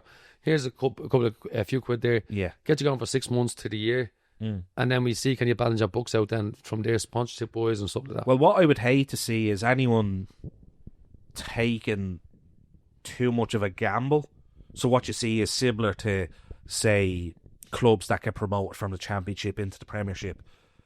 They'll go out and spend €250 million trying to stay in the Premier League, and then all of a sudden they're suffering for the next 5-10 years. The equivalent here would be is that the club could potentially fold. Do you know what I mean? If they go and chase the dream, spend a couple of €100,000 more than they can chew. If they spend a couple of €100,000 in the League of Ireland, they have, yeah. And Look at St. France didn't. Yeah. the Spawn from goal. Yeah. Home farm at one stage as well, even though Now, they went a bit extravagant in terms of paying mad contracts and whatever, so you're hoping that people have learned their lesson, and under the remit of the FAI, you're hoping that there's a little bit of guidance and a little bit of sort of structure Yeah. that you can say, listen, don't do this, because because if some fucker that comes in, a little mini tycoon, and goes, you know what, go for that. Like, say, I think Ballymun supposedly are putting in for it with the stadium and the facilities to probably push on to that 30. Yeah. But you know, if an investor came in and says, you know what, I'm going to throw a couple of million there, and then she hits the fan and they're gone. Yeah. A historical club like that, you know, That's it'd be horrible to see. And you've seen it already from the money that was put in at Leinster Senior League level. Like, there's clubs like Glenmore, Dundrum, they're gone. They were huge players back in the day. I think the Force was not paying, was it? I don't even know if they have a senior team anymore. I presume they probably do, but I don't even know where they are. But that's a sad indictment, because I remember they lose a lot of their players now to UCD, so they're probably more of a academy for UCD. Probably 15 years ago, they were top of the senior division at Christmas, you know, and now 15 years later, they don't even know what division they're in, which is terrible. Yeah, you know. Yeah, no, but anyway, we'll get back to where you were the bridesmaid, a bit of Bluebell, got a few over the line. Did you leave Bluebell at some stage? In between then, yeah. So before we'd won our first league title, I'd kind of got a pain in the backside, and again we were looking at. I moved to Bows for the season. Got to play Europa League, brilliant. Got to play in some of the big derbies. Beat Rovers 4-1 in Dalymount, brilliant experience.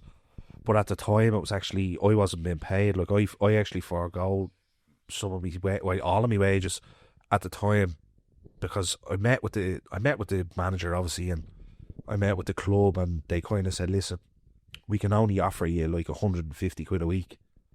And I said, like, is the club that bad off? And they said, yeah. Did they come to you from Bluebell? Yeah, so I was playing well at Bluebell in 2012 at the time. They came knocking. Now listen, I wasn't in great shape. I wasn't in great nick. I was probably carrying a bit of weight, as I probably did most of my career. But I couldn't turn down the opportunity to play with such a... So that's what it was for you. It was like, I'm going to Boss. Do you know what killed me as well? Was that it was the day before the transfer window for the Leinster Senior League. And I had to go with my tail between my legs to the lads and say, look lads, I'm after getting a phone call, I'm really sorry. And we were top of the league at that stage. What month is this in? Would have been probably January window at the time, yeah, like the end of January, 30th of January or whatever. And I said, I have to do it. I just have to do it. And the lads were begging me. I think we were 9 or 10 points clear at the time in January, which meant that they didn't have time to get another keeper. You know, and we obviously went on and lost the league. That was 2012, so probably Crumlin. Again. And yeah, so I went to play the year at Bowes. Again, a great experience playing in front of, like, went down to Turner's Cross, played. I think I played 16 or 17 games. Really? It was a great experience. And again, I got to play in Europe. Went over to Iceland, played in a qualifier.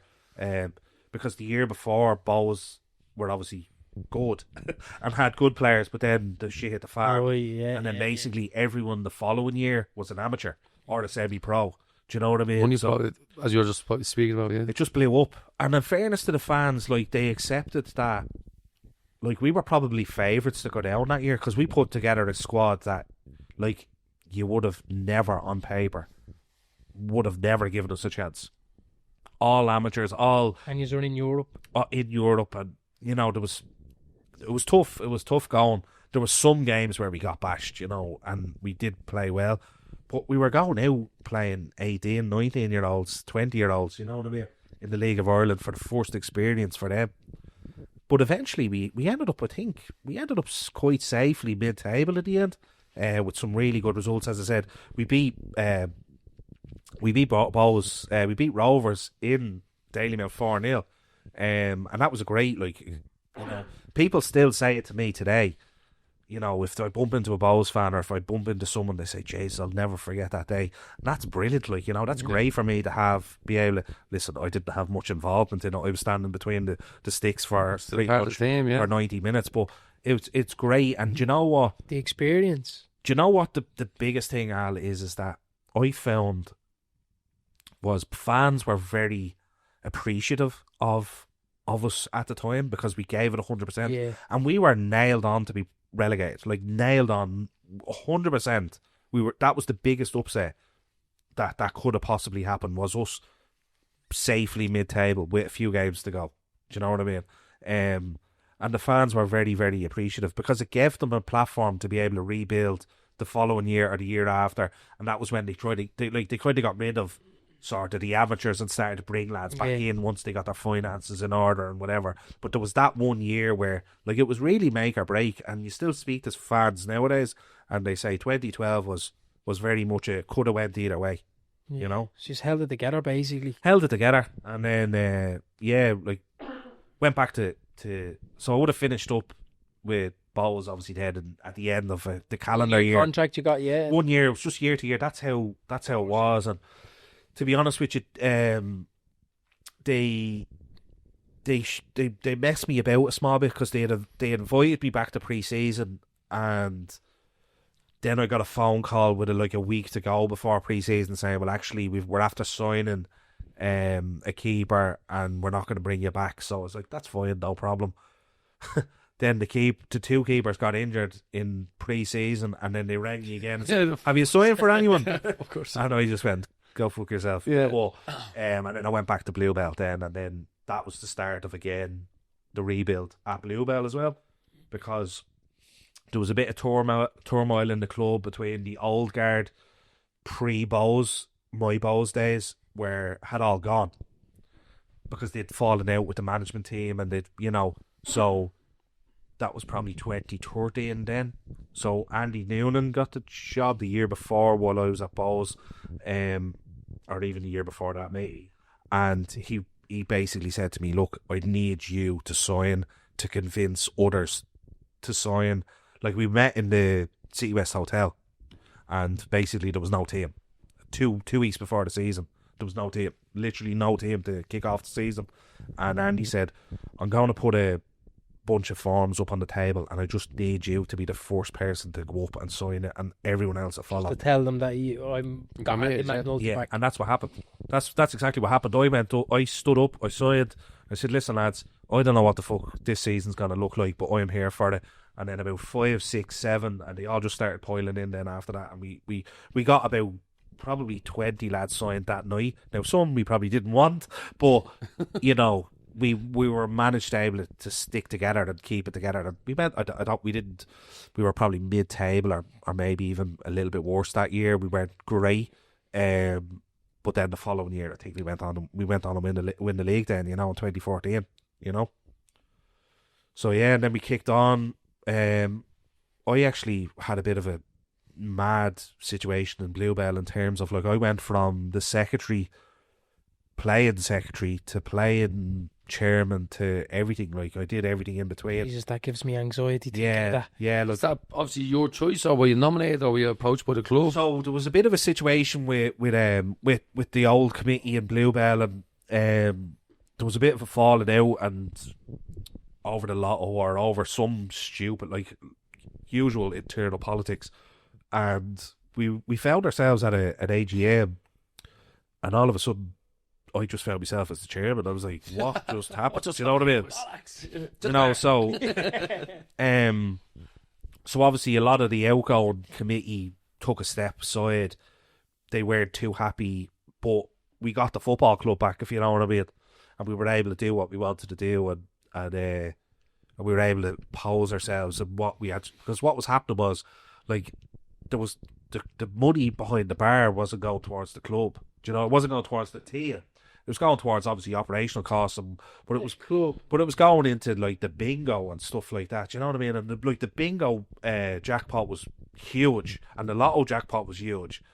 And you were getting nothing. And we were running around in torn jerseys and stuff like that. So there was a little bit of a disagreement in the club, and then that's how I kind of found myself as chairman, and it was mad. Like, it was a mad few years.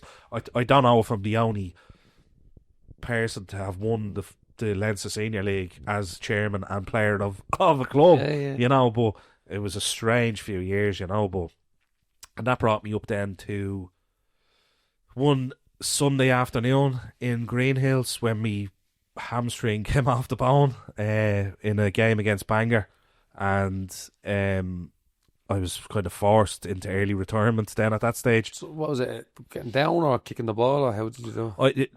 I remember Lar Dunn was put in over the top, and we must have been playing a high line. Like, I played as a kind of sweeper keeper, and for whatever reason I gave myself a little bit more work to do, and I just remember, like, it felt like someone shot me, like, you know, and I was saying to myself, what the fuck? And I kept running for another few steps, and then all of a sudden the leg just went, and I started skidding along the turf, and I made it to the ball and I kicked it out.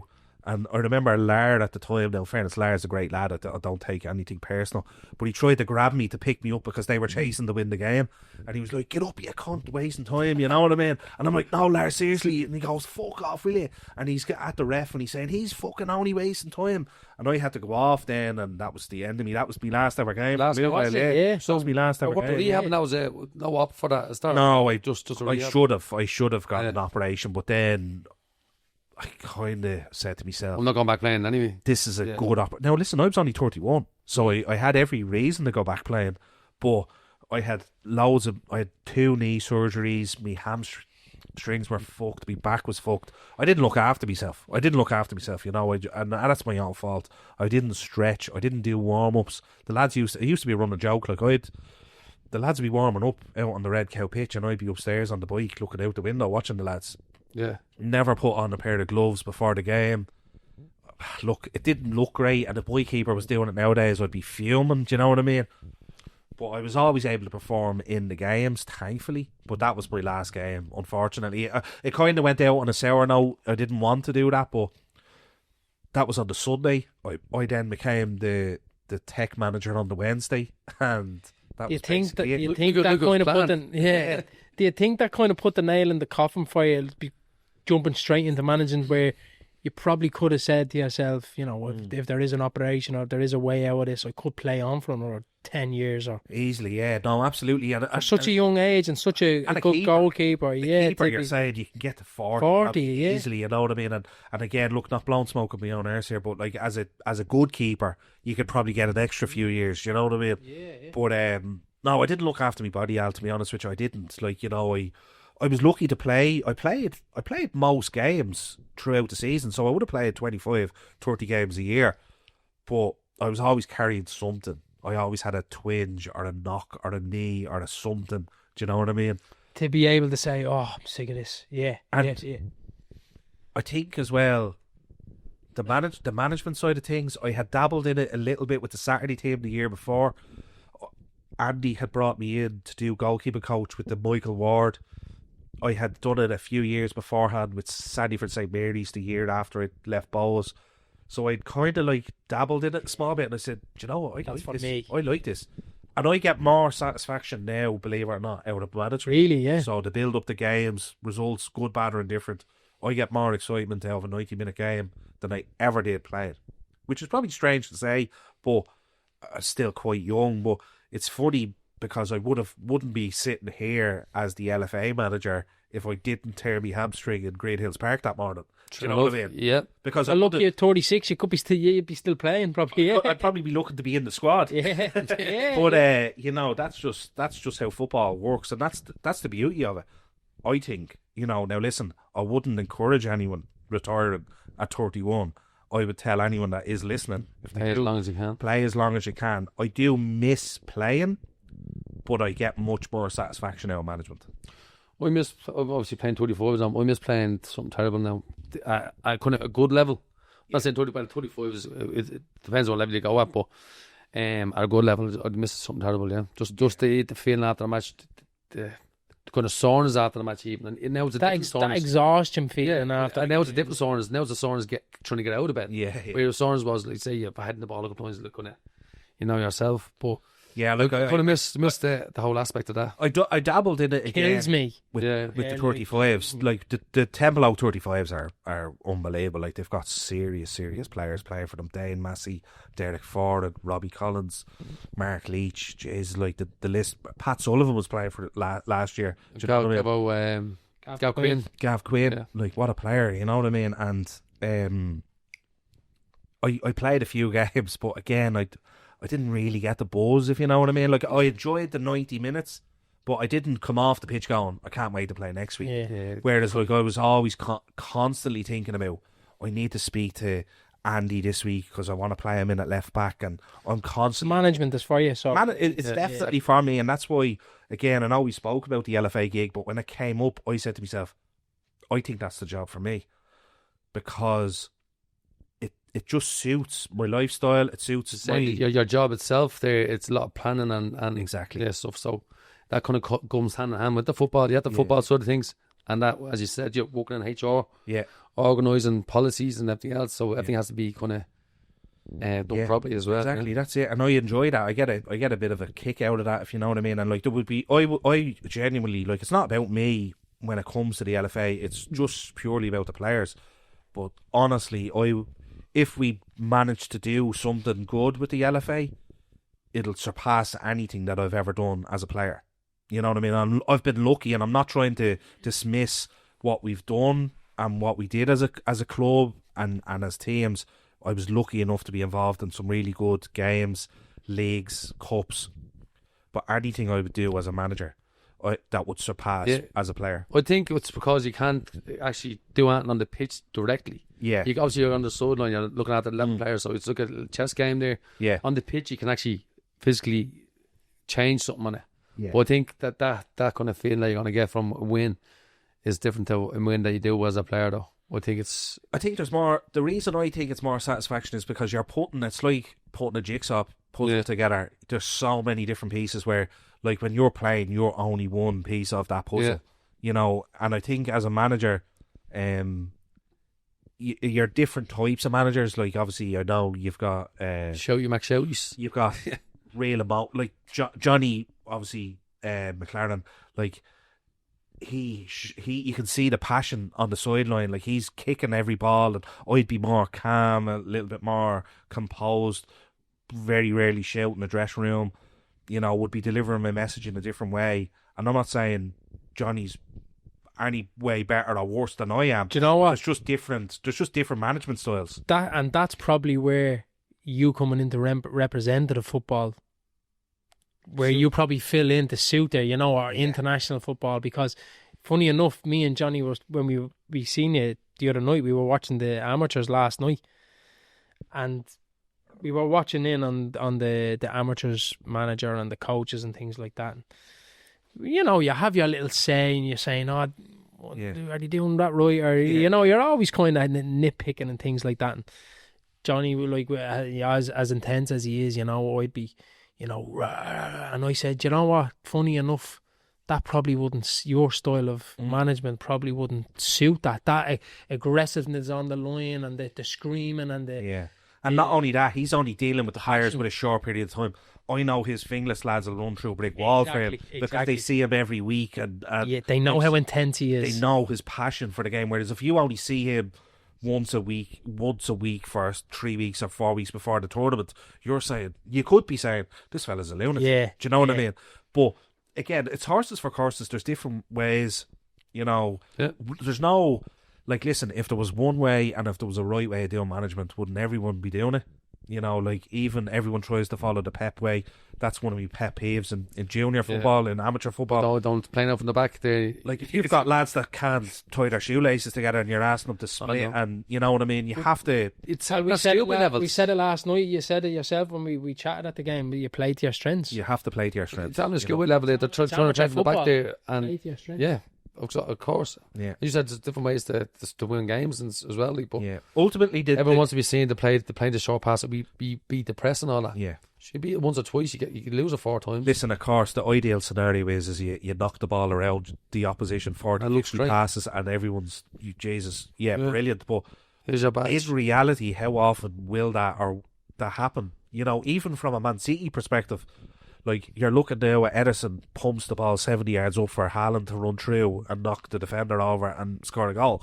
It's one pass at 70 yards. Do you know what I mean? Like, even the best teams in the world have to find another way to win a game, you know? It's evolution of football as well. Yeah, exactly. And now we're actually going full circle. We're going back to set pieces, and we're going to, like, Arsenal are top of the league in the Premier League at the minute, but they've the most set pieces goals scored. Is it that? It's like fashion that comes back around. Yeah, It always comes back around there. History repeats Yeah. itself. So again, like, to one of your very first questions, you were saying, have you got a formation? Have you got a style? Have you got a... I do, but I'm not set on it. So Well, if I get the best player in the league and he's a number 10, I'm going to play in a formation that suits... A diamond or something. Do you know what I mean? Suits the team. And Suits the team and suits the to get the end result, which is the win. I get two ball playing centre halves. You're going to go short and going to build from them boys. You know? If you have two boys that are good in the year and then can't play football, it's clips. So as you said, Exactly. Like, I go back to my playing days, I had two lads that, like, say, even Peter Sherlock and John Cleary, right?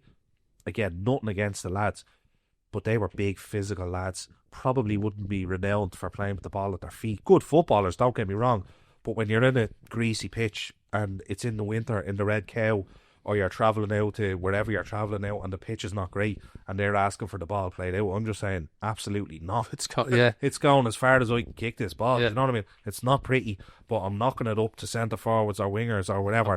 playing their half. It's out your zone. You know, that was very much the way I play. I was saying, if you don't concede, you don't lose. Yeah, true enough. You know?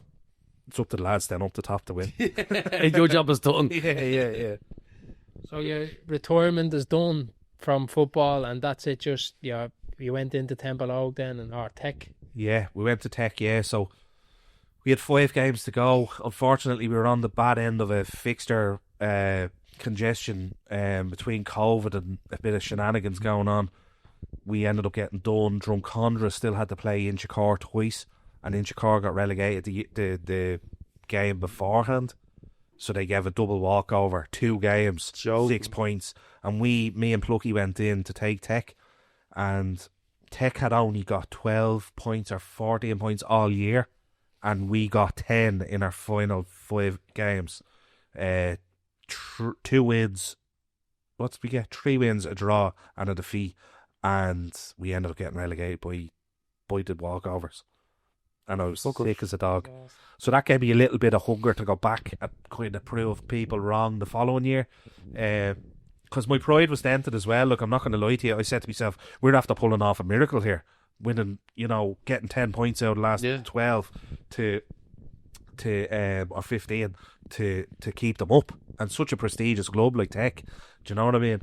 And the following year then, I did a half a season and Temple Oak came knocking.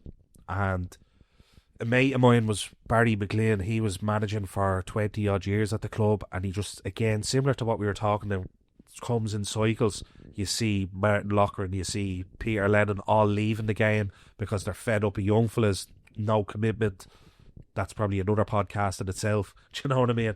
There's just no commitment in the game anymore for young lads. Hopping money involved and everything. And that annoyed Barry, and he said, listen, I can't do this anymore. Do you fancy taking over? And Temple Oak are a community club. They're well run. There's like 60 odd teams in the club now. Serious facilities, like probably one of the best dressing rooms in the country. Brilliant. And did that for a few years. And then obviously in the summer had a bit of a health scare come the end of the season. So I said, look, I'll take the summer off, and because I'm so involved and I want to be 100% all the time, I said I can't give the lads, while I was waiting for results in the background, I can't give the lads 100% in pre-season. So I only got me results midway through pre-season, and that coincided then with the application, the application for the LFA job. So look, it's strange how football works and how the world works, but everything, I think everything fell into place for a reason, Exactly, happens for a reason. Yeah, definitely. Yeah, of course. So it leads you to what we started off the podcast with, to the LFA then. Yeah. Best of luck with that, Andy. It sounds like a great a great job to get first and foremost, isn't it? And You look for any kit men here, so we look for. There's been loads of people on looking for a goal. Look like the trip. Yeah, do you know what? Look, as I said, I think I definitely mentioned it, is I want to try and bring it back to the prestige that it was. I want you, as a Finglas man, playing for Finglas and doing your best for Finglas. But as a reward, I want you to want to play for the representative squad. And then when you play for them, fucking treat like your club. Go through a brick wall for the manager. I want you as a Finglas player to be the best Finglas player, right? And then you're going back to the lads, and your lads are saying, I want to be on that squad. exactly. Yeah. Well, that's what representative was when we played, anyways. Exactly. And I It's an honour. think it's lost. And again, it's no disrespect to anyone that's involved in the process, by the way. And I don't want to be coming across as critical to anyone. It's more a reflection on society and people that it is on anyone that was looking after it. The commitment levels have gone. The sort of basic amateur level commitment has deteriorated over a while, which has also had a downturn. Now, COVID is partly responsible for that, because the Oscar Traynor representative sides took a hit during COVID. I think they took 2 years off for that. Yeah. Then it's hard to get that back. So it's sort of out of sight, out of mind. People aren't used to seeing the Oscar Traynor, and then they're like, Jesus, what is this? I don't really know. There's a new generation of players coming in and whatever. And that definitely had a negative impact on it. But what I'm trying to do is I'm trying to encourage leagues to get back their Oscar Traynor representative sides. So in turn, that you should be looking to play for your Oscar Traynor side, and outside of intermediate, obviously at a junior level. Intermediate level now has that Leinster Senior League job, which is still to be appointed a manager. I think that's out for applications at the minute. So probably by the time this goes out, there could be a manager in place, hopefully. So players have to look forward to playing that. Then in turn, playing my squad. And then hopefully, if they hit the criteria, to play for Connor's team and play for your country. That should be the natural progression as such. Do you know what I mean? Brilliant. So, Yeah. look, and as I said, if I'm sitting here in a year's time and we've had a good interprovincial and we hopefully get to represent the country as well as the province in the Europeans, then I'd be a happy man. Yeah. A very happy man. I think the structure you have there, the way you spoke about there, that's the way I think it should have been done. Well, there's obviously other people have different ideas, but I think Look, it's never too late, is it? that's the way it should have been done. It looks, Yeah. sounds brilliant. To get it, Yeah. to get it to the way everybody thinks it should be, because Don't start Look, playing listen- any bangers now in Donegal. And listen, I'm not saying I'm going to get it right either. Look, No, it's- but listen, you know, of course. They're trying to. It's going the right way. Right way in their opinion. You could, and it might be the wrong way in other people's opinions there, but at least they're trying something different. It's trial and error at this stage. I'm really happy of getting the insight of it, and Yeah. finally, do you think it's going to go fairly? Do you know what I mean? Then Like, I had a manager approach me. I went down to a game to watch a game down the country, and I had a fella approach me, and he shook my hand and he said, "Fair play to you. You're doing something different. You've come down actually to watch the team, which is probably a first," he said. He says, "I've never seen anybody down here." He says, not to say that there wasn't, but he said, "You've made yourself," or like, I would have contacted the club and said, "I'm down there, letting you know, I'll meet the manager or whatever." That's the type of person I am. I want to get out there. I want people to know that I'm doing what I'm doing, and hopefully change the perception of what was representative squads in the past. It's probably more pointed towards maybe people in the country outside of the Leinster Senior League, because the Leinster Senior League will still naturally have a good presence within the squad. And people talk as well. And you miss something there. I'm sure someone says, "Geez, see a man in the road there." Exactly. And down with the country teams is someone could be telling you, and you're like, "Oh, I'll try it down next week to have a look at myself." And Yeah. like they probably feel the hurt a lot more than what Yeah. we're even talking about with it, you know. Yeah, no, absolutely.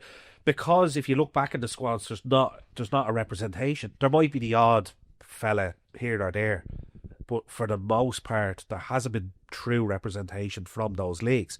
And you can understand their hurt and you can understand their grievance.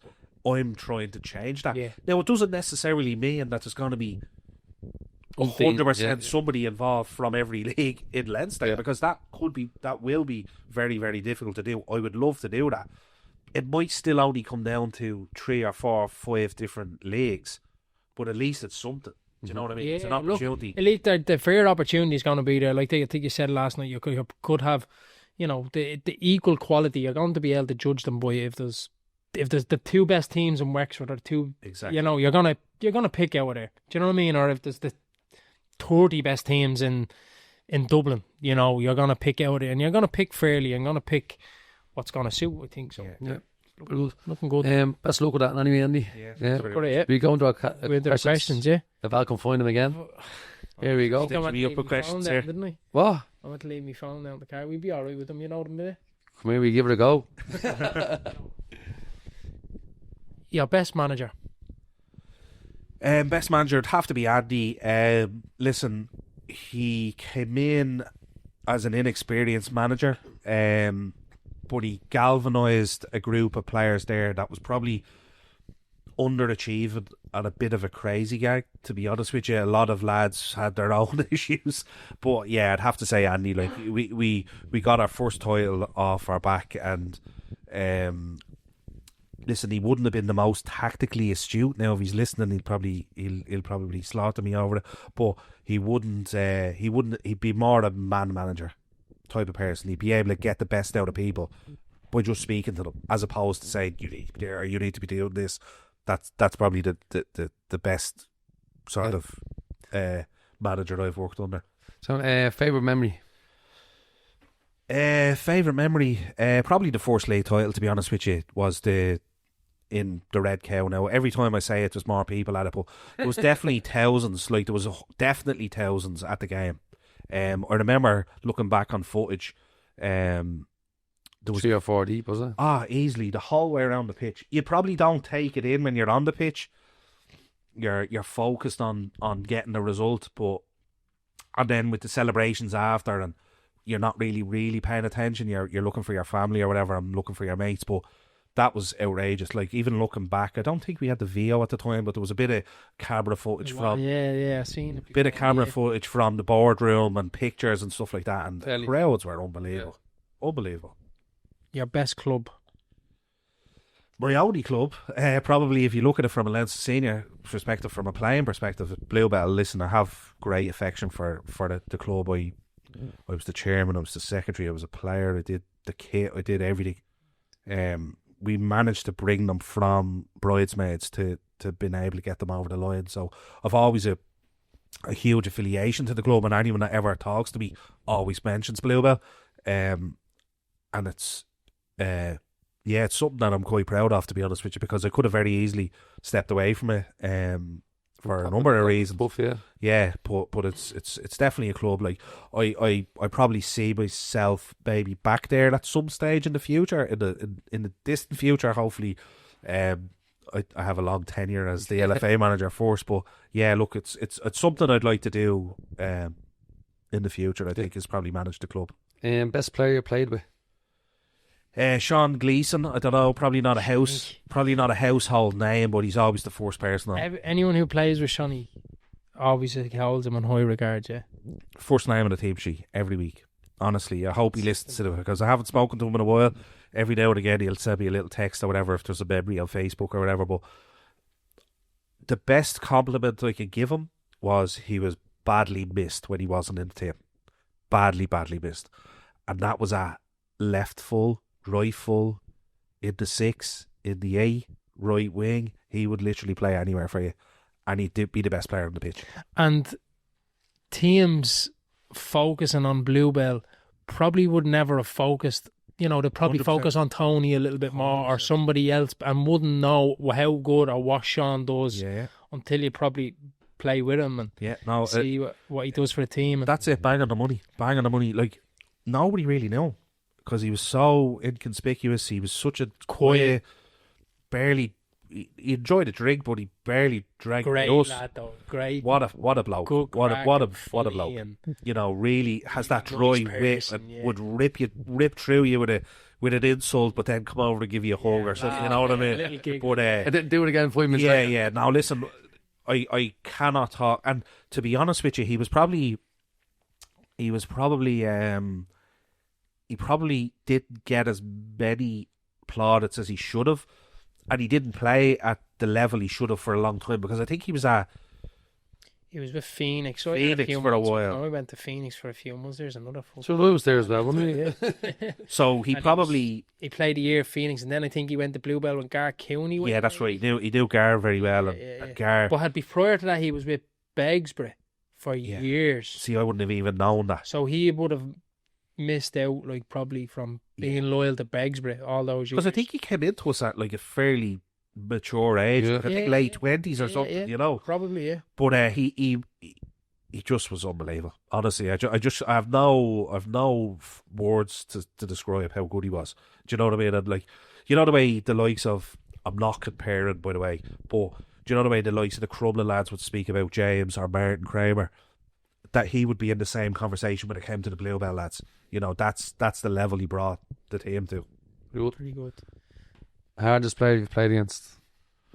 That's tough from a keeper's perspective, because there's probably not many that you would come up as a direct duel, but Bammo probably scored against me every time he played, the fucker. Jerry Bamrick. I was lucky enough to play with him for a few years with Bluebell, but any of those big games that we played for Crumlin, When his name is mentioned, I just think hard bastard. That's all I had to think of. you know what? He won't mind me saying this, but the fucker, he was terrible at football, right? But he just knew where the goal was. Yeah. Like, I used to slaughter him. I'd be in the goal shouting 60 yards. He'd take the ball in. I'd kick the ball to him 60 yards. He'd take it on his chest. He's back to goal, 50 yards out from goal, and he'd shoot. And it would hit the corner flag. And I'm like, what are you doing? But then he would score 35 goals, and you're saying, look, what can you say? Yeah. Do you know what I mean?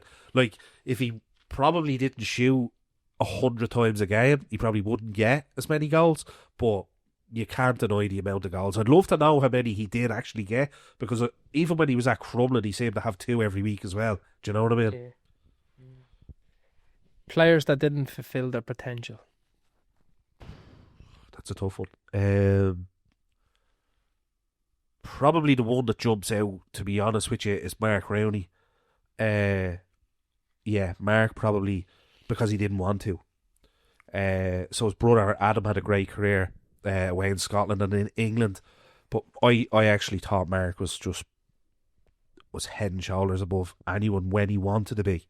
Like, he didn't jump, he didn't run, he didn't tackle, he didn't do anything, but he was still an excellent player, one of the best on the pitch. Like, he had League of Ireland experience. I think he won an FAI Cup with Drogheda or someone. Did he? Had a year with Sheriff, did he?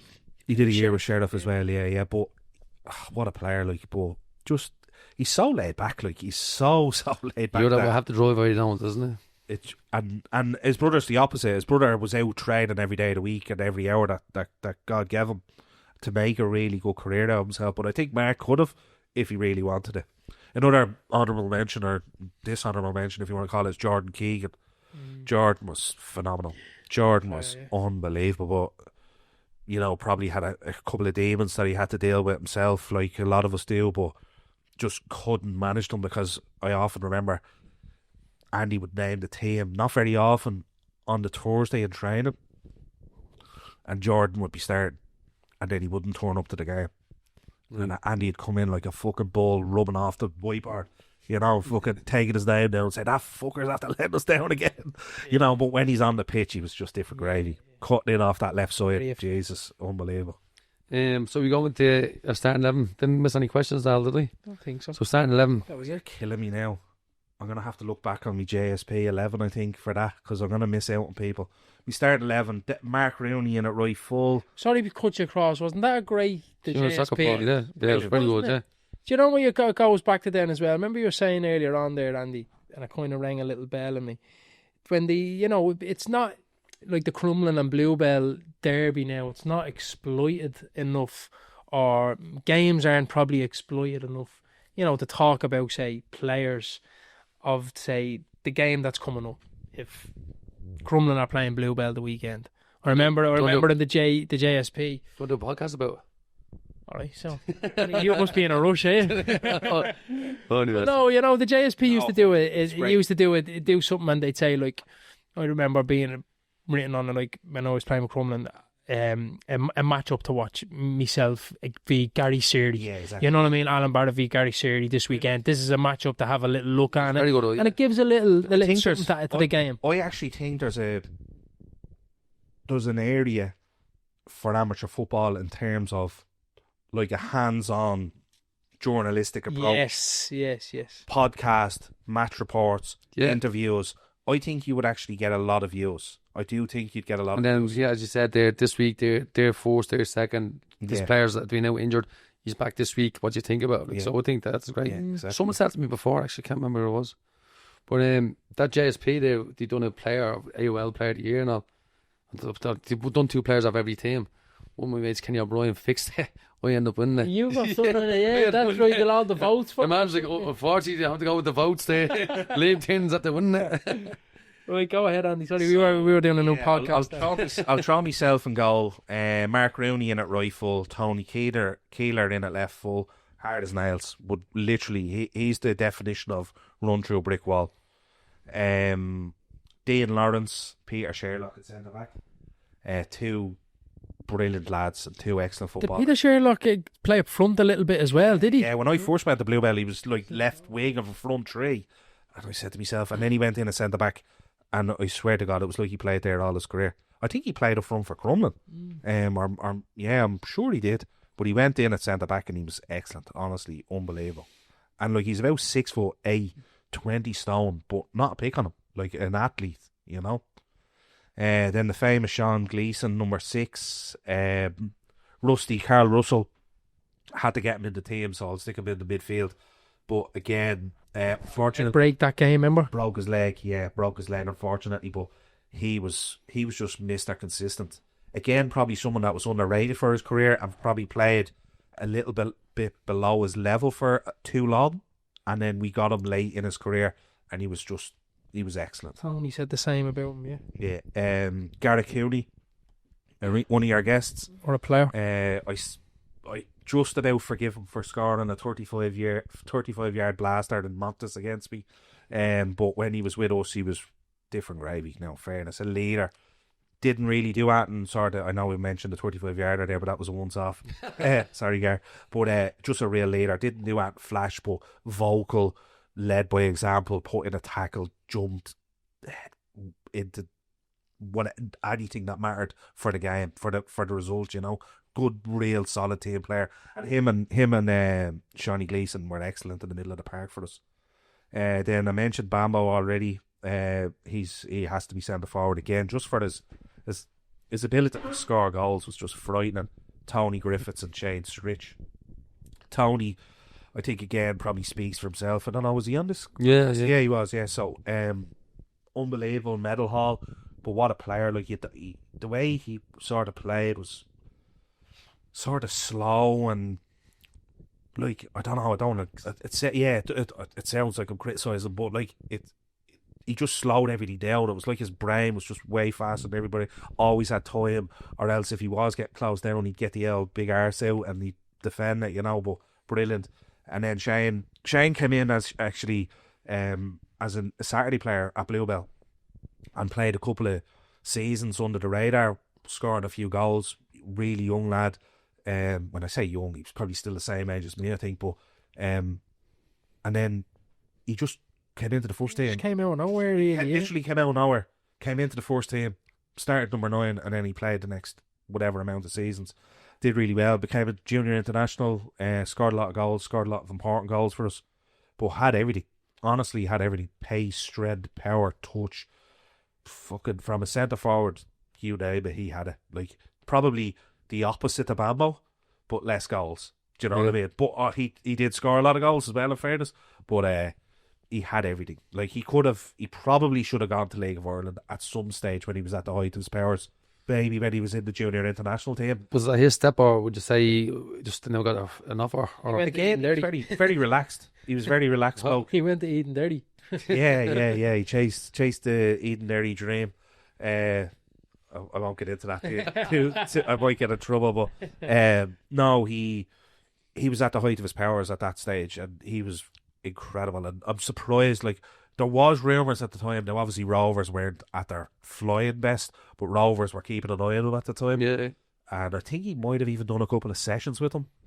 But he's very relaxed. Like, he's just similar to probably Shawnee and a few other the lads. Never really kind of showed that sort of want to do it. And that was ultimately his decision, you know. Can't force on some do something they don't want to, yeah. Exactly, yeah. So that'd be Via 11. Yeah. Very good, Andy. Cheers, best luck with the Appreciate it. job, yeah. Yeah.